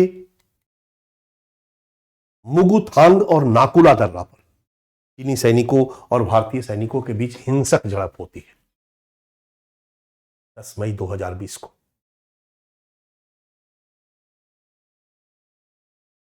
ये सब प्रमुख सैनिकों के बीच घुसपैठ और विवाद है। इसके बाद एक अगला विवाद जिसको आप जानते हो, मई जून 2020 को होता है पैंगोंग झील पर। पैंगोंग त्सो झील पर चीनी सेना का घुसपैठ होता है और भारतीय सेना का प्रतिरोध होता है। फाइनली बातचीत के बाद चीनी सैनिकों की वापसी होती है। एक तस्वीर क्लियर हो रहा होगा कि किस तरीके से चीनी सैनिक जगह जगह घुसपैठ कर रहे हैं। हम उनके क्षेत्र में घुसपैठ नहीं करते, वो हमारे क्षेत्र में घुसपैठ करते हैं, क्योंकि चीन दावा करता है भारत के कब्जे वाले बहुत से एरिया पर चीन कहता है हमारा है, इसलिए कभी मन किया तो उसके सैनिक चले जाते, हमारा है, हम रहेंगे। और अंततः 15 जून 2020 को एक और बहुत बड़ा विवाद होता है बच्चा, जिसको हम गलवान घाटी विवाद कहते हैं। गलवान घाटी विवाद भी थोड़ा सा सेपरेट करके थोड़ा हम लोग समझने का प्रयास करेंगे, क्योंकि भारत और चीन के बीच एक बहुत बड़ा डिस्प्यूट है गलवान घाटी विवाद। ये भी उसी इलाके में है। गलवान नदी और स्वेक नदी का जो घाटी है, इसको हम गलवान घाटी कहते हैं। ये अक्साई चीन का जो इलाका दिख रहा होगा ना बच्चा, यही गलवान घाटी है। यहीं पर यह डिस्प्यूट हुआ था, विवाद हुआ था, हिंसक झड़प हुआ था। और गलवान घाटी विवाद में बच्चा, इस हिंसक झड़प में हमारे 20 जवान मारे गए थे और उनके भी 45 जवान मारे गए थे। हालांकि चाइना ने कहा कि 5 जवान मारे गए, पहले 4 कहा, फिर बाद में 1 कहा, लेकिन तास जो रूस की ही एजेंसी है, न्यूज एजेंसी है, तास ने कहा कि 45 चीन के जवान मारे गए। गलवान घाटी विवाद 30 अगस्त 2021 को फिर बाराहोती में चीनी सैनिकों का 4 से 5 किलोमीटर का घुसपैठ होता है। बाराहोती का इलाका मैंने दिखाया था, बाराहोती और लपथल का इलाका। 4 से 5 किलोमीटर तक चीनी सैनिक अंदर तक घुसपैठ करते हैं। भारत के सैनिकों द्वारा विरोध होता है, सरकार विरोध करती है, बातचीत होती है और फिर अंततः ये सैनिक वापस जाते हैं। एक और बड़ा हिंसक झड़प होता है अक्टूबर 2021 में। मैंने आप लोगों को गलवान का 2021 का 2022 का 2 वीडियो आप लोगों को दिखाया था। अक्टूबर 2021 में तवांग सेक्टर में चीनी सैनिकों का घुसपैठ होता है। तवांग मतलब अरुणाचल प्रदेश वाला इलाका, अरुणाचल प्रदेश मतलब पूर्वी ईस्ट सेक्टर। तवांग सेक्टर में चीनी सैनिकों का घुसपैठ होता है। भारतीय सैनिकों द्वारा उनको रोकने का प्रयास किया जाता है और झड़प होती है। अंततः बातचीत होती है और ये वापस जाते हैं। और 9 दिसंबर 2022 तो फिर से तवांग में ही चीनी सैनिकों का घुसपैठ होता है। भारतीय सेना द्वारा विरोध किया जाता है और इनके बीच हिंसक झड़प होती है। बहुत सारे सैनिक घायल होते हैं, हिंसक झड़प होती है।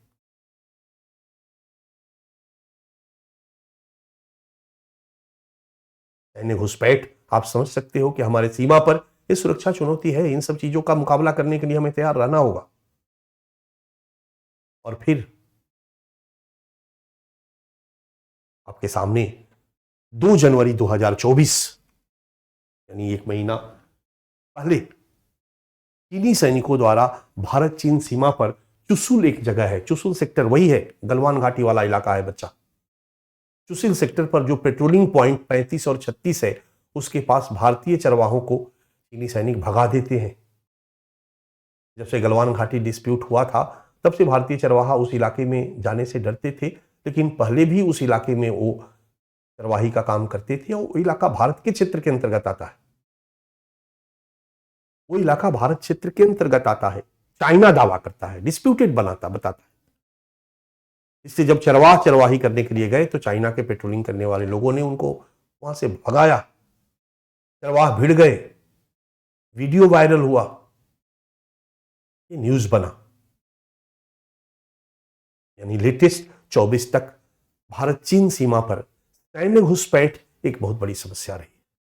लेकिन आपको एक बात समझ में नहीं आ रही होगी कि जब इतनी बार बार सैन्य घुसपैठ हो रहा है, 20 लोग मारे गए, 45 लोग मारे गए, कुछ इतने बड़े बड़े हथियार ही लोग क्यों नहीं चला रहे? युद्ध क्यों नहीं हो रहा? आपको आश्चर्य होगा कि गलवान घाटी विवाद में जो 20 लोग मारे गए, 45 लोग मारे गए, उसमें एक भी गोली नहीं चली, डंडा से लोग मारे गए। चीन वाले तो लोहे का कांटे वाले तार को डंडा में लपेट कर लेकर आए थे। भारतीय सैनिकों ने उन्हीं के डंडे से उन्हें मारा।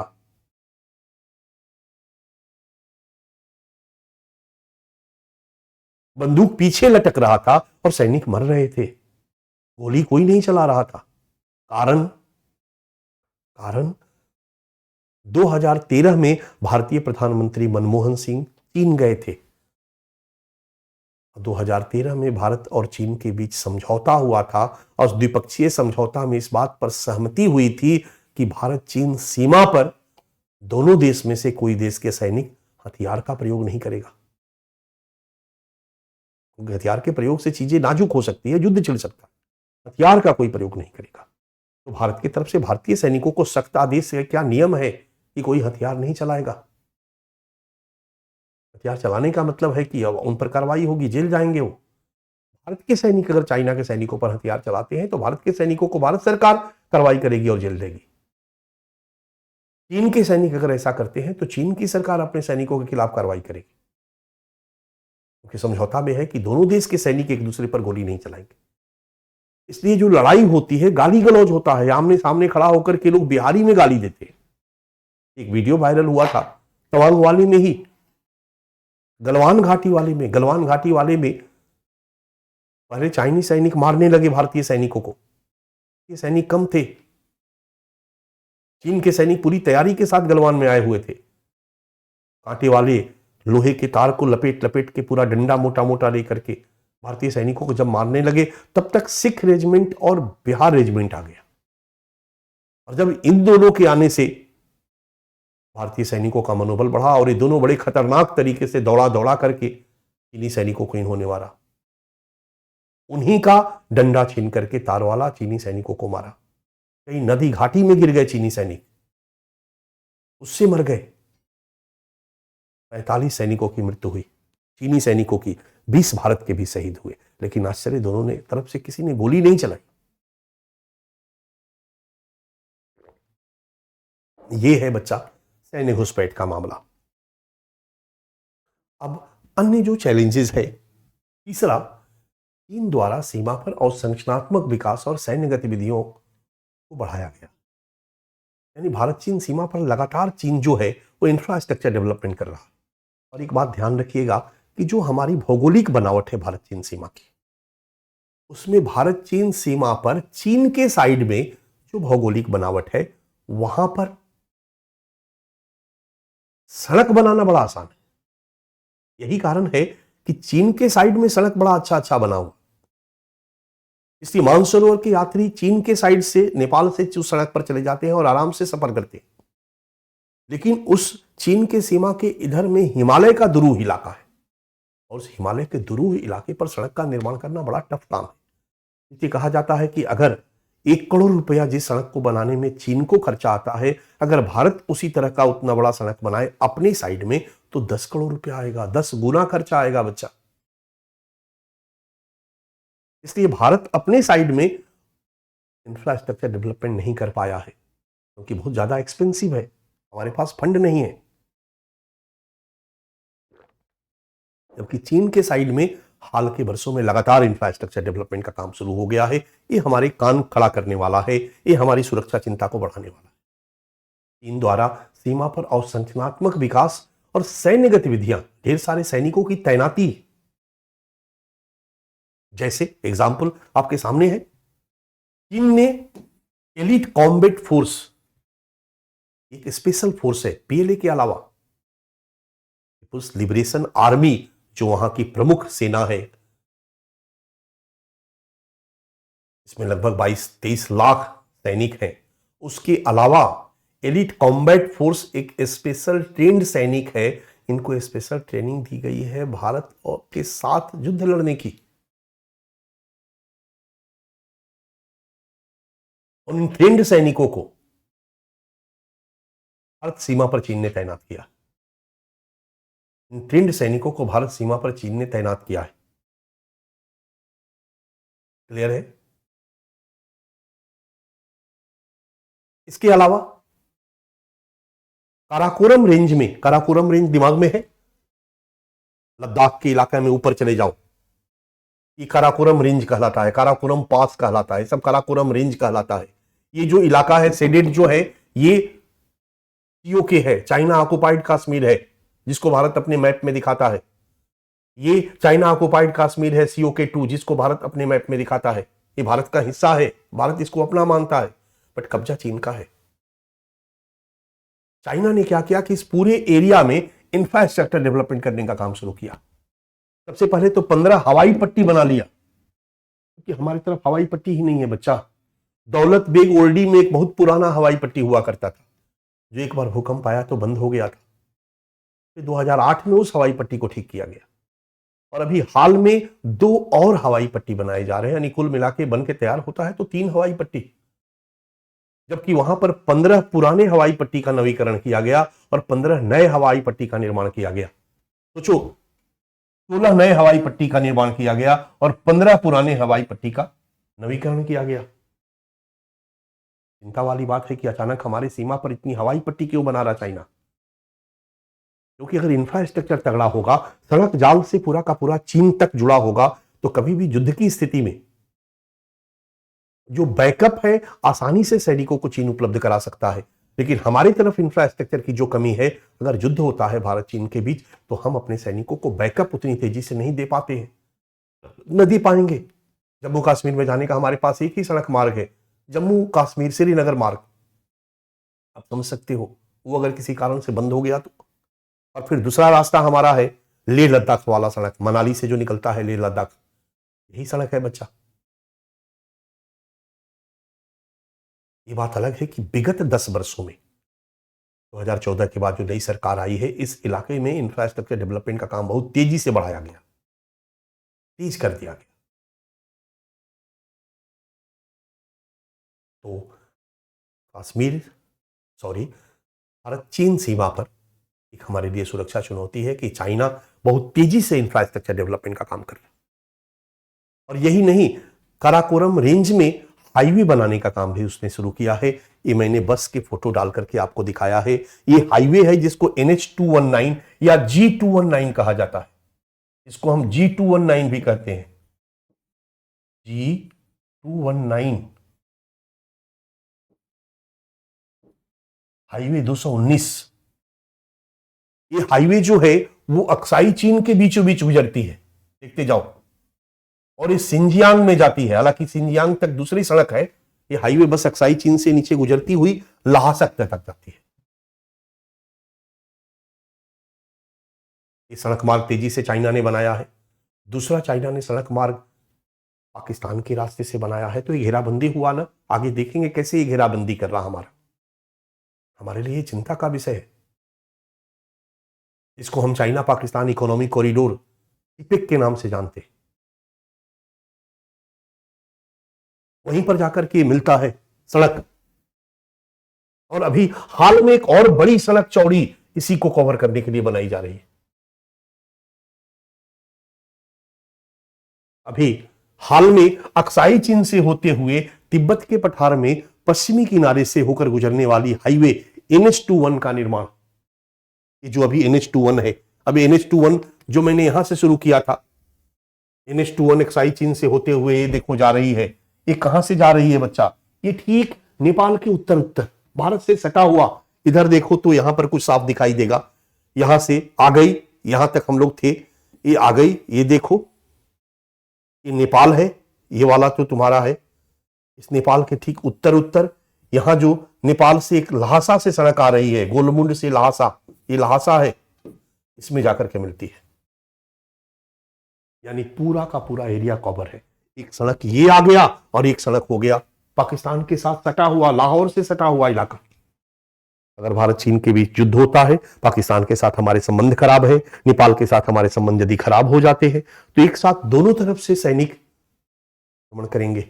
हम जम्मू कश्मीर में उनका मुकाबला करने के लिए तैयार होंगे, लद्दाख क्षेत्र में करने के लिए तैयार होंगे, या नेपाल के पास करने के लिए तैयार होंगे। तब तो पता चला गुजरात साइड से उन्होंने कर दिया आक्रमण।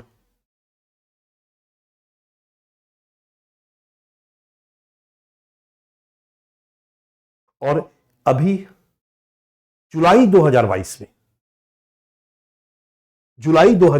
में चीन द्वारा NH219 के अलावा एक नए हाईवे 695 के निर्माण की योजना, जो अक्साई चीन से होते हुए तिब्बत को सिंजियांग प्रांत से जोड़ेगी, यानी ये भी ल्हासा से सिंजियांग को जोड़ेगी। यानी हम लहासा को पकड़ करके चले तो लहासा से सीधे पहुंच जाएंगे सिंजियांग, और सिंजियांग से फिर हम सिपेक पकड़ेंगे और सीधे पहुंच जाएंगे ग्वादर। भारत के चारों तरफ, मतलब नॉर्थ पूरा कवर कर लिया इसने, और वेस्ट पश्चिम स्थलीय क्षेत्र जो है चाइना ने इस मार्ग के माध्यम से कवर कर लिया। अब लहासा जो है, ध्यान से देखो तो ये लहासा जो है वो नेपाल के पास से है, ठीक है, लेकिन इधर भूटान पड़ जाता है आपका, इधर अरुणाचल प्रदेश पड़ जाता है आपका, फिर यहां से पूरे अरुणाचल प्रदेश के उत्तर उत्तर में रोड का निर्माण किया जा रहा है, भूटान के अंदर रोड का निर्माण किया जा रहा है। मैप दिमाग में होगा।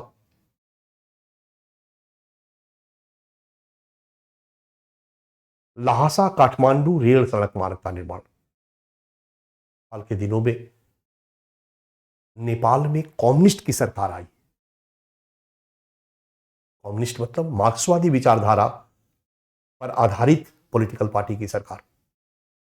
ये पहले गुरिल्ला युद्ध हमारे जैसे यहां वामपंथी उग्रवादी हैं, उस तरह से एक लंबे समय तक ये वामपंथी उग्रवादी के रूप में नेपाल में काम कर रहे थे, और लंबे समय तक काम करते करते फिर इन्होंने पॉलिटिकल पार्टी बनाकर चुनाव लड़ने का काम शुरू किया, और इन्हीं के नेतृत्व में फिर से नेपाल में सरकार बनी। आज प्रचंड दहल के नेतृत्व में नेपाल में सरकार है।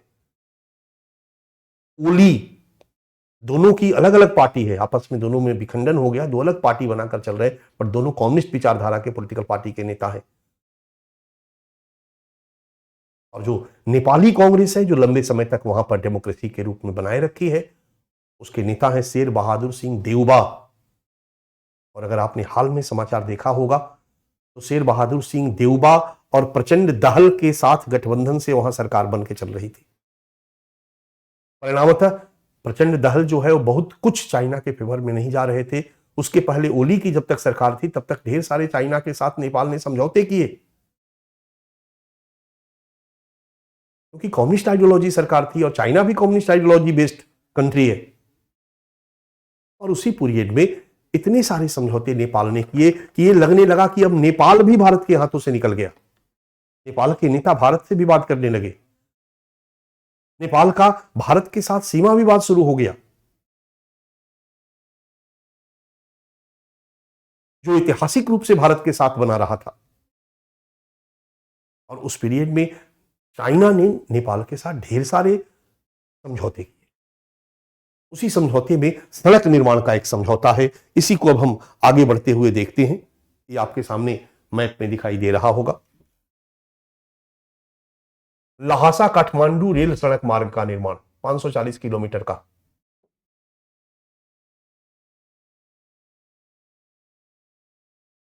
अब ध्यान से देखो, चाइना में एक गोलमुंड है, मैंने दिखाया था, ये लहासा है तिब्बत में।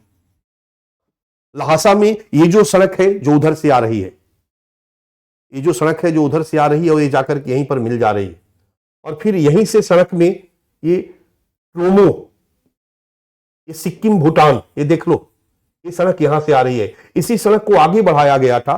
मैं फिर से इसको थोड़ा ऊपर उठा देता हूं, तब बच्चा थोड़ा सा समझ में आएगा आपको। मैंने आपको एक डोकलाम इशू की कहानी बताई थी। डोकलाम इशू, ये सड़क यही वाला सड़क है। एक तो सड़क, ये सड़क वो है बच्चा जो काठमांडू तक आता है लहासा से, ये काठमांडू से आया सड़क। एक सड़क 219 वाला है जो उधर से आया है सिंजियांग प्रांत से, लहासा से काठमांडू तक का सड़क निर्माण बना। ये नेपाल के साथ समझौता हुआ। अब आराम से चीन के लोग काठमांडू आ जा सकते हैं, नेपाल के लोग चाइना जा सकते हैं। फिर यहां से भूटान की तरफ एक सड़क बना रोमो तक। इसी को आगे बढ़ा रही थी चाइनीज सरकार, और विवादित जगह डोकलाम में घुस रही थी, जिसको हमारे सैनिकों ने रोका और डोकलाम विवाद शुरू हुआ। और ध्यान दो, लहासा से एक और सड़क निकल रही है और ये अरुणाचल प्रदेश तक, नेंगिची तक पहुंच रही है। ये रेल मार्ग है चारों तरफ। और संरचनात्मक विकास तेजी से जो चीन हमारे चारों तरफ कर रहा है, इन सब बीआरआई का पार्ट बताता है, लेकिन हमारे लिए इसका डिफेंस कंसर्न भी है, सिक्योरिटी कंसर्न भी है। और एक और सड़क मार्ग जो नेपाल के साथ चीन की संधि के परिणाम स्वरूप भरकर सामने आया। मैंने आपको बताया कि हाल के वर्षों में जब से कम्युनिस्ट की डोमिनेंसी नेपाल गवर्नमेंट में हुई है, तब से चीन के साथ नेपाल की निकटता बढ़ी है। चीन के साथ नेपाल ने ढेर सारे समझौते किए हैं और उन्हीं समझौतों को आधार बना करके चाइना भी नेपाल को श्रीलंका की तरह, पाकिस्तान की तरह कर्ज में डुबोने का प्रयास कर रहा है, ताकि इस तरह से कर्ज की गिरफ्त में ले लिया जाए। BRI का पार्ट बनाकर नेपाल में निवेश करने के नाम पर, इंफ्रास्ट्रक्चर डेवलपमेंट के नाम पर नेपाल को ढेर सारा पैसा कर्ज के रूप में देकर, ढेर सारे शर्तों पर साइन करवा करके, ताकि फिर नेपाल वही करे जो चाइना कहे। अब हमारा पड़ोसी जो कल तक हमारे साथ था, हमारे हाथ से अगर चीन के हाथ में चला जाएगा तो निश्चित तौर पे हमारे लिए सुरक्षा चुनौती है। कल तक हम नेपाल को और भूटान को बफर जोन के रूप में देखते थे बच्चा, क्योंकि भारत और चीन के बीच में जहां पर सीधे सीधे भारत की सीमा से है, हम वहां अपना सेना लगा देंगे। लेकिन भारत और चीन के बीच जहां नेपाल और भूटान है, वहां तो हम सिक्योर है, क्योंकि नेपाल और भूटान को लड़ने के बाद, तोड़ने के बाद वो अंदर आएगा। और नेपाल और भूटान के साथ हमारे संबंध अच्छे हैं, तो हमारे लिए नेपाल और भूटान बफर जोन था, बफर जोन कहा जाता था, एक सुरक्षा कवच था हमारे लिए। लेकिन अगर नेपाल और भूटान के साथ हमारे संबंध अगर खराब हो जाए और चीन के संबंध बढ़िया हो जाए, और चीन वहां इंफ्रास्ट्रक्चर डेवलपमेंट, सड़क मार्ग, रेल मार्ग बना करके नेपाल की सीमा तक घुस जाए, नेपाल की वो सीमा जो भारत से लगती है वहां तक चाइनीज की पहुंच हो जाए, भूटान की वो सीमा जो भारत तक लगती है, डोकलाम, वहां तक चाइनीज की पहुंच हो जाए, तो निश्चित तौर पे हमारे लिए सुरक्षा चुनौती बढ़ जाती है बच्चा। और ये चीजें दिखाई देती है, एक अगले मैप में आपके सामने दिखाता हूं। एक और रेल परियोजना बनाई जाती है। ये रेल परियोजना कहां तक आती है? बीरगंज तक आती है। बिहार में रहने वाले हमारे बच्चे बीरगंज का नाम सुने होंगे। बीरगंज बिहार नेपाल का बॉर्डर है। ये बीरगंज से एक चल रही है, ये सीधे चली जाती है लहासा, तिब्बत। एक रेल परियोजना, ये चीन और नेपाल के बीच एक समझौता होता है और उसी समझौते के तहत रेल मार्ग और सड़क मार्ग दोनों बनाने का एग्रीमेंट होता है, और चीन गवर्नमेंट के पैसे से रेल और सड़क मार्ग बनाया जाता है, जहां पर बीरगंज को लहासा से जोड़ दिया जाता है। सोचो, जब ये समझौता हुआ था उस समय एक कार्टून छपा था अखबार में। उस कार्टून में क्या था? एक ट्रेन आ रही है, ट्रेन में ड्रैगन है और लोग भाग रहे हैं कि भागो भागो ड्रैगन आया। चीन को ड्रैगन कहा जाता है। आप समझ सकते हो कि हमारे लिए सब सिक्योरिटी कंसर्न है। ठीक है, 25 दिसंबर 2022 को पुष्प कमल दहल प्रचंड नेपाल के प्रधानमंत्री बने। फलतः 27 दिसंबर 2022 को चीन द्वारा नेपाल में रेल निर्माण की गतिविधि को तीव्र कर दिया गया।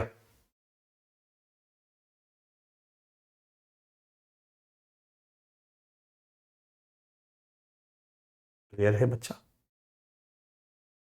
एक और नया चीज दिखाई दे रहा है।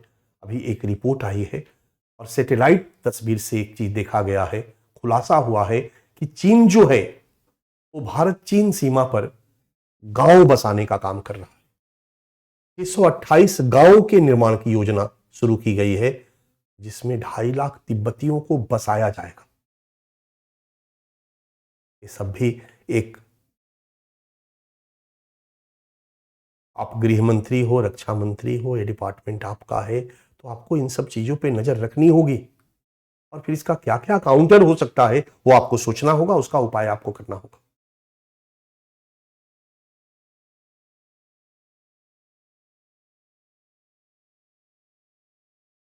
पाकिस्तान में सीपिक बना दिया और सड़क मार्ग से आपने देखा लाहौर से सटे हुए ग्वादर तक सड़क चला गया, और वहां पर अपने इंफ्रास्ट्रक्चर की सुरक्षा के नाम पर चीनी ने सैनिकों को उतार दिया, आधुनिकतम हथियार की तैनाती करनी शुरू कर दी।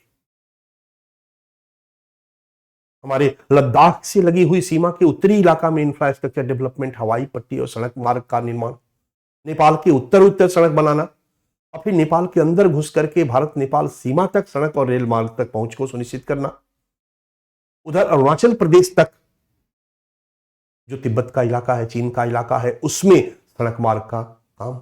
अब आइए म्यांमार में, चीन ने म्यांमार के साथ भी अपने समझौते को आगे बढ़ाया और भारत से सटे हुए चीन ने म्यांमार में भी अपना इंफ्रास्ट्रक्चर डेवलपमेंट का काम शुरू कर दिया। 16 दिसंबर 2022 को चीन द्वारा भारत से सटे म्यांमार सीमा के पास बेल्ट एंड रोड इनिशिएटिव के तहत म्यांमार के साथ एक मेगा इंफ्रास्ट्रक्चर प्रोजेक्ट शुरू करने पर सहमति हुई। दिखाई दे रहा है पूरे स्थल मार्ग में जो देश हैं हमारे पड़ोसी, सबके साथ संबंध स्थापित करते हुए, सब पर अपने प्रभाव को स्थापित करते हुए, सबको कर्ज देकर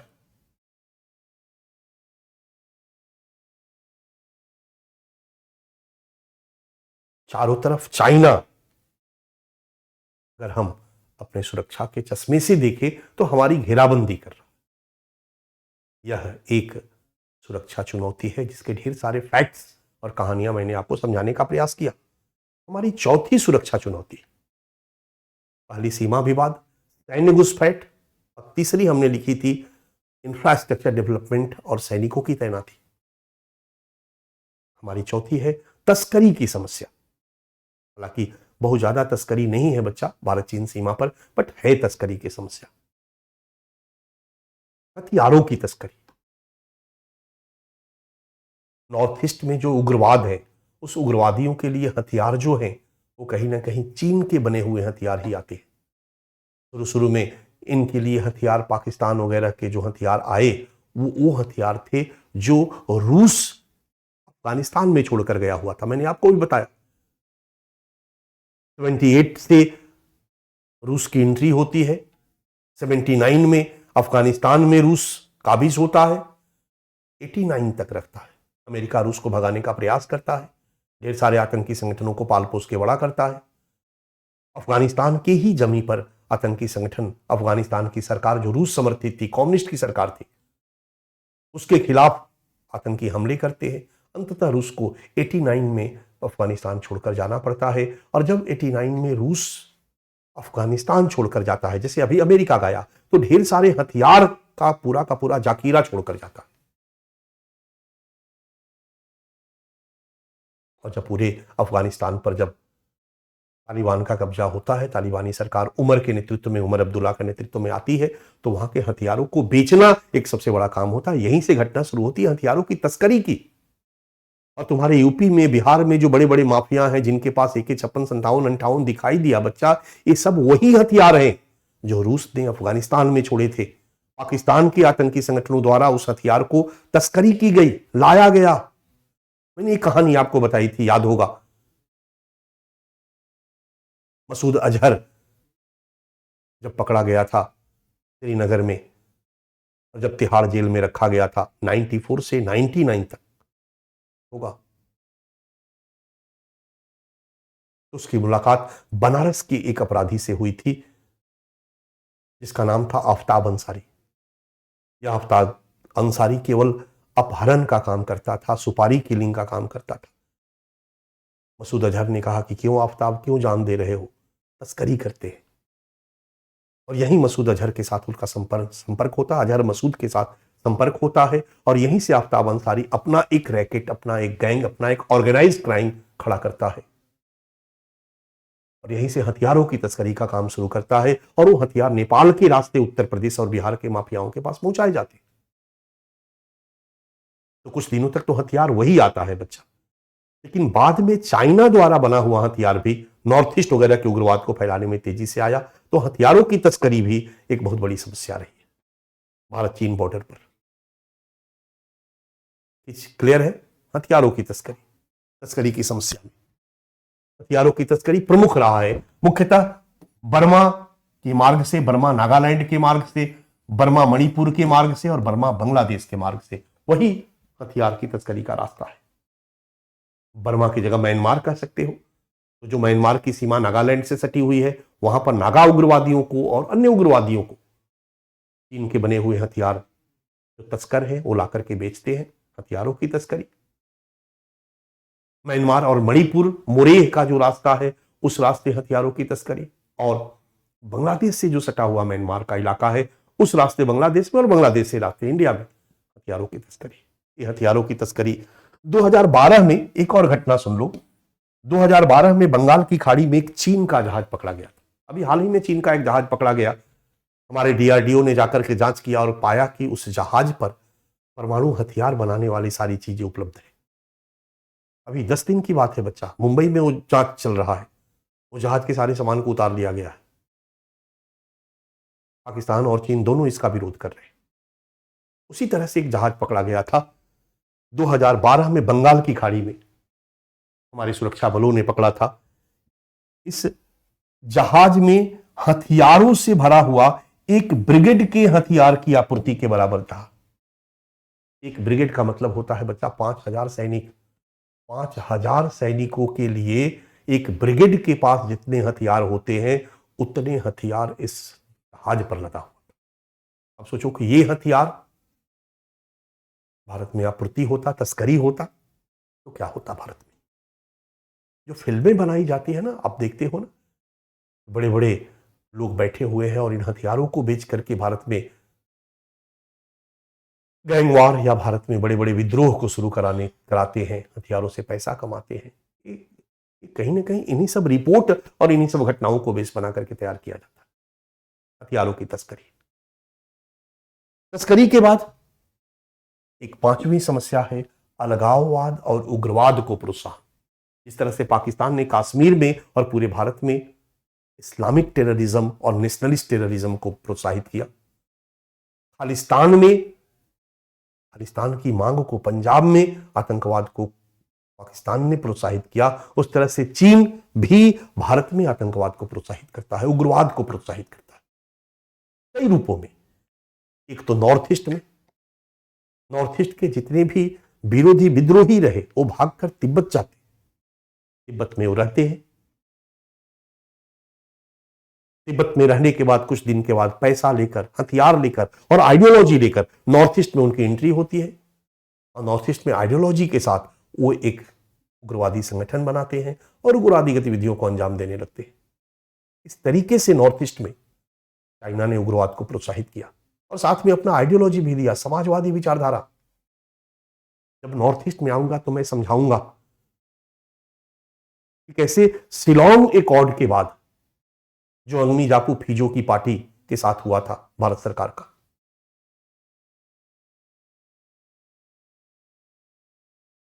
जब नागा नेशनल काउंसिल के लोगों ने आत्मसमर्पण किया तो कुछ लोग इस समझौते के विरोध में थे और विरोध में कहां भागे। 1975 में एकॉर्ड साइन होता है बच्चा, वो भागकर तिब्बत जाते हैं और तिब्बत जाकर 1980 में वापस आते हैं। 5 साल बाद वहां से आइडियोलॉजी, हथियार, पैसा सब लेकर के और नागालैंड में एक संगठन बनाते हैं, national Socialist Council of Nagaland, NSCN, जो एक लंबे समय तक भारत का एक बहुत मजबूत उग्रवादी संगठन था नॉर्थ ईस्ट में। खपलांग, इसाक और टी मुइवा 3 प्रमुख नेता थे इनके, जो तिब्बत भागे थे। इस तरीके से चीन भी नॉर्थ ईस्ट में उग्रवाद को कहीं ना कहीं प्रोत्साहित करता रहा है। चीन ने आतंकवाद को भी प्रोत्साहित किया है। कैसे? जैसे मोहम्मद, मसूद अजहर के ऊपर जब अमेरिका ने यूनाइटेड नेशन में आतंकी के रूप में उनको वैश्विक आतंकवादी के रूप में घोषित करने के लिए प्रस्ताव लाया, चीन ने वीटो लगा करके उनको रोका। इस तरीके से चाइना कहीं ना कहीं भारत में अलगाववाद और उग्रवाद को भी प्रोत्साहन देता रहा। हालांकि वहां पर ट्रेनिंग कैंप नहीं चलवाता है, हम ये नहीं कहेंगे, लेकिन अन्य रूपों में वो कहीं ना कहीं सपोर्ट करता रहा है। भारत में जो नक्सलवाद है, नक्सलवाद समझते हो ना, जो वामपंथी विचारधारा पर आधारित उग्रवाद है, जो मार्क्सवादी विचारधारा पर आधारित उग्रवाद है, कहीं ना कहीं पहले ये नक्सली ही हुआ करते थे, यानी वामपंथी उग्रवादी थे माओ से तुंग के नेतृत्व में। 1949 में चीनी क्रांति के बाद इन्होंने सत्ता पर अपने को कब्जा कर लिया। जैसे तालिबान उग्रवादी थे, अफगानिस्तान में सत्ता पर कब्जा कर लिया। तो जहां पर भी वामपंथी विचारधारा के आधार पर भारत में उग्रवाद है, उसका समर्थन चीन को प्राप्त होता है। रेड कॉरिडोर की जब हम बात करते हैं, हम आएंगे वामपंथी उग्रवाद पर, तो नेपाल तक जाता है। 2004 में चीन ने ही वामपंथी उग्रवादियों के ढेर सारे संगठनों को नेपाल बुलाया, नेपाल बुलाकर के उनकी मीटिंग करवाई और उनको एकजुट करवाया, और तब 2004 में एक बहुत मजबूत वामपंथी उग्रवादी संगठन आता है,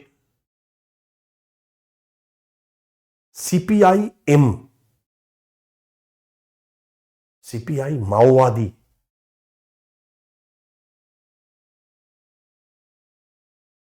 और तब से वामपंथी उग्रवाद और मजबूती के साथ उभर कर सामने आता। इस रूप में आगे भी हम पढ़ते रहेंगे तो देखेंगे नॉर्थ ईस्ट में वामपंथी उग्रवादियों को प्रशिक्षण और वैचारिक समर्थन National Socialist Council of Nagaland, United Liberation Front of Assam, National Democratic Front of Bodoland, Kamtapur Liberation Front, GLF, ये सभी के सभी यहां के सबसे मजबूत उग्रवादी संगठन रहे हैं नॉर्थ ईस्ट के, और इन सबको कहीं ना कहीं समर्थन चाइना से मिला। और इधर फरवरी 2017 को मसूद अजहर पर बैन के अमेरिकी प्रस्ताव को चीन द्वारा यूएन में रोका गया। 2 नवंबर 2017 को पुनः रोका गया। कहीं ना कहीं अभी परोक्ष रूप से आतंकवाद को समर्थन है। भारत जब आतंकवाद के मुद्दे पर पाकिस्तान को घेरता है अंतर्राष्ट्रीय मंच पर, चीन फेवर में खड़ा हो जाता है, यह भी कहीं ना कहीं परोक्ष रूप से आतंकवाद का समर्थन है। ये भी एक सुरक्षा चुनौती है बच्चा। इसके बाद चीन का भारत के पड़ोसी देशों, इसकी भी हम चर्चा जरूर करेंगे कि हाल के वर्षों में चाइना जो है वो भारत के पड़ोसी देशों के साथ लगातार अपने संबंधों को, अपने प्रभाव को बढ़ाता जा रहा। ये हमारे लिए बहुत बड़ा नुकसान है बच्चा। ये हालांकि भारत चीन सीमा पर सुरक्षा चुनौती नहीं है, लेकिन मैंने यहां पर एक लास्ट पॉइंट डाल दिया है क्योंकि आगे जाकर समुद्री सीमा सुरक्षा चुनौती के रूप में भी इसकी हम चर्चा करेंगे। भारत का सबसे प्रिय कौन था?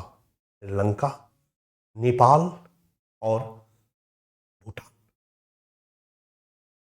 इसके बाद बांग्लादेश भी प्रिय था क्योंकि शेख मुजीबुर रहमान को भारत ने समर्थन दिया और बांग्लादेश का अस्तित्व भारत के समर्थन से आया। ये चारों कंट्री भारत के साथ थे। म्यांमार भी भारत के साथ था क्योंकि म्यांमार के साथ भी भारत के संबंध बहुत अच्छे थे। आंग सांग सूकी का पूरा पढ़ाई लिखाई भारत में हुआ था बच्चा। परंतु जब वो सत्ता में आई म्यांमार में, तो पहली विदेश यात्रा उसने चाइना की करी। और भूटान के साथ भी भारत के संबंध बहुत अच्छे थे। भारतीय सेना भूटान के हर मामले में मदद करती थी। भूटान में भारतीय सेना थी, इसलिए भूटान में जो दूसरी सरकार आई, गो आउट इंडिया का नारा उसने दिया, स्लोगन दिया। ये भारत के पड़ोसी देश थे और अब सभी पड़ोसी देशों के साथ भारत के संबंध अच्छे थे। पाकिस्तान के साथ संबंध खराब थे। आजादी के साथ ही पाकिस्तान के साथ संबंध खराब रहे। उस समय चाइना के साथ भी संबंध अच्छे थे। भारत चीनी भाई भाई। 62 में भारत चीन संबंध खराब होते हैं। और हाल के दिनों में चाइना ने भारत के सभी पड़ोसी देशों में अपने प्रभाव को बढ़ाने का प्रयास करता है। भूटान में अपने प्रभाव को बढ़ाने का प्रयास हाल में कर दिया है। नेपाल में अपने प्रभाव को बढ़ाने का प्रयास किया है। पाकिस्तान में तो लगातार कर ही दिया है। पाकिस्तान वैसे भी हमारा दुश्मन है। श्रीलंका में अपने प्रभाव को बढ़ा करके श्रीलंका को कर्ज में डुबो दिया। मालदीव में अभी जो सरकार आई वो पाकिस्तान समर्थित सरकार है, चीन समर्थित सरकार है, वो भारत विरोधी सरकार है। वो मालदीव को अपने प्रभाव में उसने ले लिया। और चाइना इन सब देशों को प्रभाव में क्यों ले रहा? क्योंकि सब देशों को आज के डेट में डेवलपमेंट चाहिए, इंफ्रास्ट्रक्चर डेवलपमेंट चाहिए। चीन कहता है मैं निवेश करूंगा, मैं पैसा दूंगा, मैं इन्वेस्टमेंट करूंगा, आप बीआरआई का पार्ट बनिए। सड़क से इन सभी देशों को जोड़ा जाए, सड़क नहीं तो समुद्री मार्ग से सभी देशों को जोड़ा जाए, व्यापार को आगे बढ़ाया जाए। इस जाल में सभी देश फंसते चले जाते हैं क्योंकि सभी को पैसे चाहिए। यहां पर भारत चीन का उतना मजबूती से मुकाबला नहीं कर पाता है। सभी देश उनके जाल में फंसते चले गए। चाइना ढेर सारा एग्रीमेंट करवा लिया और हर देश की सरकार को जनता के सामने जवाब देना होता है कि देखो हम विकास कर रहे हैं। तो हर देश की सरकार को लगा कि चुनाव जीतना है तो विकास होना चाहिए। अगर चीन पैसा दे रहा है तो उसी पैसे से अपने देश का विकास क्यों न किया जाए। सरकारों को नहीं समझ में आ रहा था कि चीन का क्या एजेंडा है, क्या उद्देश्य है। सरकार चीन के जाल में फंसती चली गई हमारी पड़ोसी देश, और धीरे धीरे हमारे पड़ोसी देशों के ऊपर से हमारा प्रभाव कम होता चला गया और चीन का प्रभाव बढ़ता चला गया। चीन इन देशों में धीरे धीरे अपना घुसपैठ बनाने का प्रयास कर रहा है। ये हमारे लिए सबसे बड़ी सिक्योरिटी थ्रेट्स है। अगर भारत को सुरक्षा चुनौतियों से अपना मुकाबला करना है तो ये भी हमें प्रयास करना होगा कि जो हमारे पड़ोसी देश है उनके साथ हमारे संबंध अच्छे बने रहे।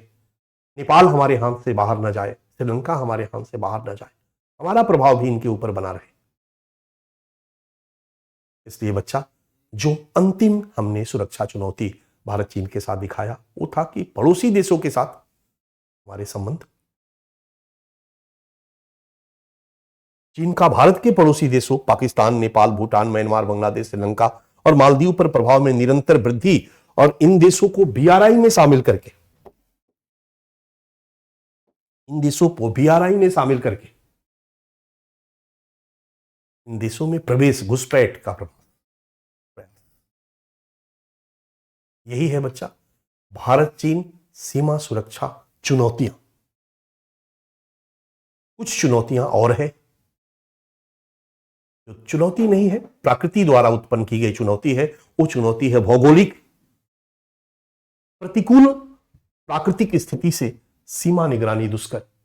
भारत और चीन की जो सीमा है वो हिमालय में है और हमारे लिए बिल्कुल प्रतिकूल परिस्थिति है।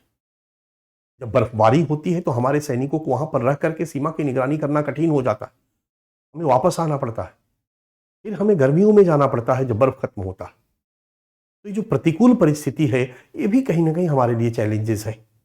हमारे क्षेत्र में इंफ्रास्ट्रक्चर नहीं है, प्रतिकूल परिस्थिति देख रहे हो, बर्फ से ढका हुआ पूरा हिमालय का इलाका। भारत चीन सीमा की सुरक्षा चुनौती का एक और पहलू है आधारभूत अवसंरचना की कमी। हमारी तरफ से इंफ्रास्ट्रक्चर कम है, सड़क कम है। मैंने आपको बताया था कि एयरबेस हमारा कम है, दिखाया था कि केवल सड़क की कमी है, एयरबेस की कमी है। केवल दौलत बेग ओल्डी में एक एयरबेस था, 63 में शुरू हुआ था, 66 में भूकंप से बंद हो गया था, फिर 2008 में इसको शुरू किया गया मरम्मत करके। हाल में न्योमा और थोइस में 2 एयरबेस बनाया जा रहा है। नई सरकार आई है तो ये इंफ्रास्ट्रक्चर पर बल दे रही है। हमारे तरफ से इंफ्रास्ट्रक्चर की कमी भी हमारे लिए कहीं ना कहीं सुरक्षा चुनौती है। अगर हमें भारत चीन सीमा सुरक्षा का प्रबंधन करना है तो इंफ्रास्ट्रक्चर डेवलपमेंट का काम तेज करना होगा। भारत के सीमा से लगे हुए सड़कों के निर्माण के मार्ग को तेज करना होगा। ढेर सारे सुरंग बनाने होंगे तभी सड़क बनेगा, टनल बनाने होंगे जो लगातार बन रहे बच्चा, ढेर सारे पुल बनाने होंगे ताकि जब कभी भी युद्ध की स्थिति आए तो हम इमीडिएट बैकअप अपने भारतीय सैनिकों को जो हमारे भारत चीन सीमा पर तैनात है उनको उपलब्ध करा सके। ये हर सिक्योरिटी थ्रेट्स है और हर के कंटेक्स्ट में, हर के संदर्भ में हमें अपने सीमा सुरक्षा का प्रबंधन करना होगा। हमें भारत चीन बॉर्डर मैनेजमेंट का काम करना होगा। उम्मीद करता हूं कि आपको भारत चीन सीमा सुरक्षा चुनौतियों का ज्ञान हो चुका होगा, आइडिया हो चुका होगा, हमारे पास टाइम हो चुका है।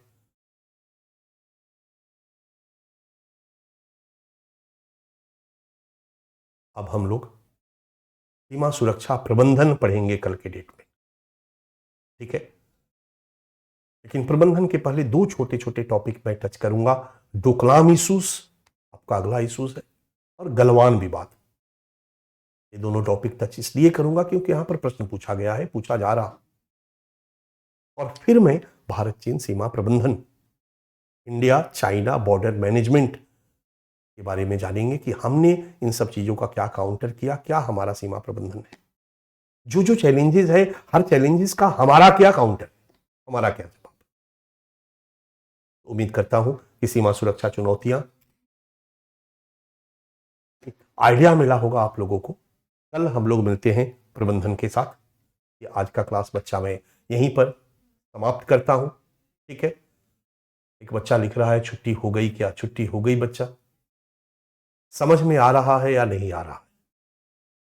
अगर आ रहा है तो यस लिख करके भेजोगे तो मुझे समझ में आएगा कि जो चल रहा है वो ठीक है।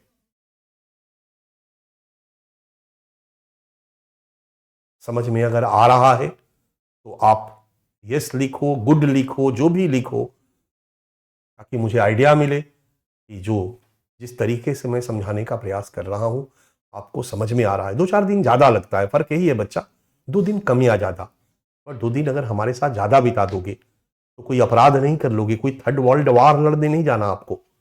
पर 2 दिन अगर हमारे साथ आप बिताते हो तो कम से कम विषय पर एक अच्छी अंडरस्टैंडिंग हम बनाने का प्रयास करेंगे। ठीक है, चलिए।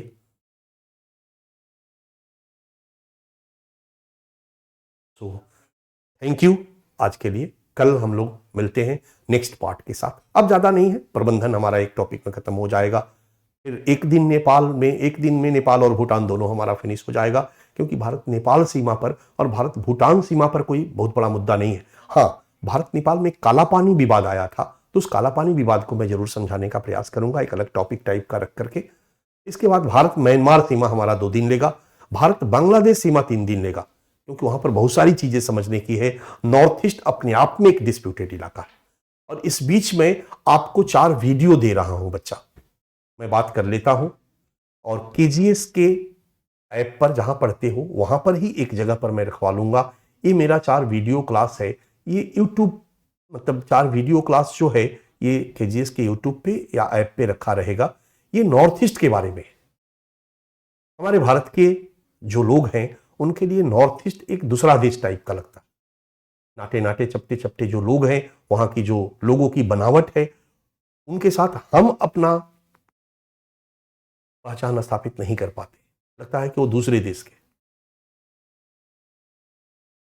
इसलिए नॉर्थ ईस्ट के बारे में हमारे भारत के लोगों का ज्ञान बड़ा कम है, हमारे बच्चों का। इसलिए मैंने वहां पर नॉर्थ ईस्ट पर मैंने 4 क्लास लिया है।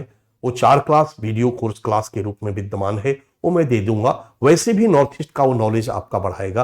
वो क्लास आप कर लेंगे तो नॉर्थ ईस्ट की पूरी समझ आपको आ जाएगी। और आपने देखा होगा नॉर्थ ईस्ट पे प्रश्न पूछा गया, नॉर्थ ईस्ट के उग्रवाद पे प्रश्न पूछा गया, अलग से कश्मीर और नॉर्थ ईस्ट प्रश्न का केंद्र रहा है, बॉर्डर के अलावा। ठीक है, तो वो मैं आपको उपलब्ध करा दूंगा, आपको मैसेज चला जाएगा, आप लोग देख लीजिएगा, और कल हम लोग ऐसे क्लास को कंटिन्यू करते हैं। So thank you, thank you, thank you.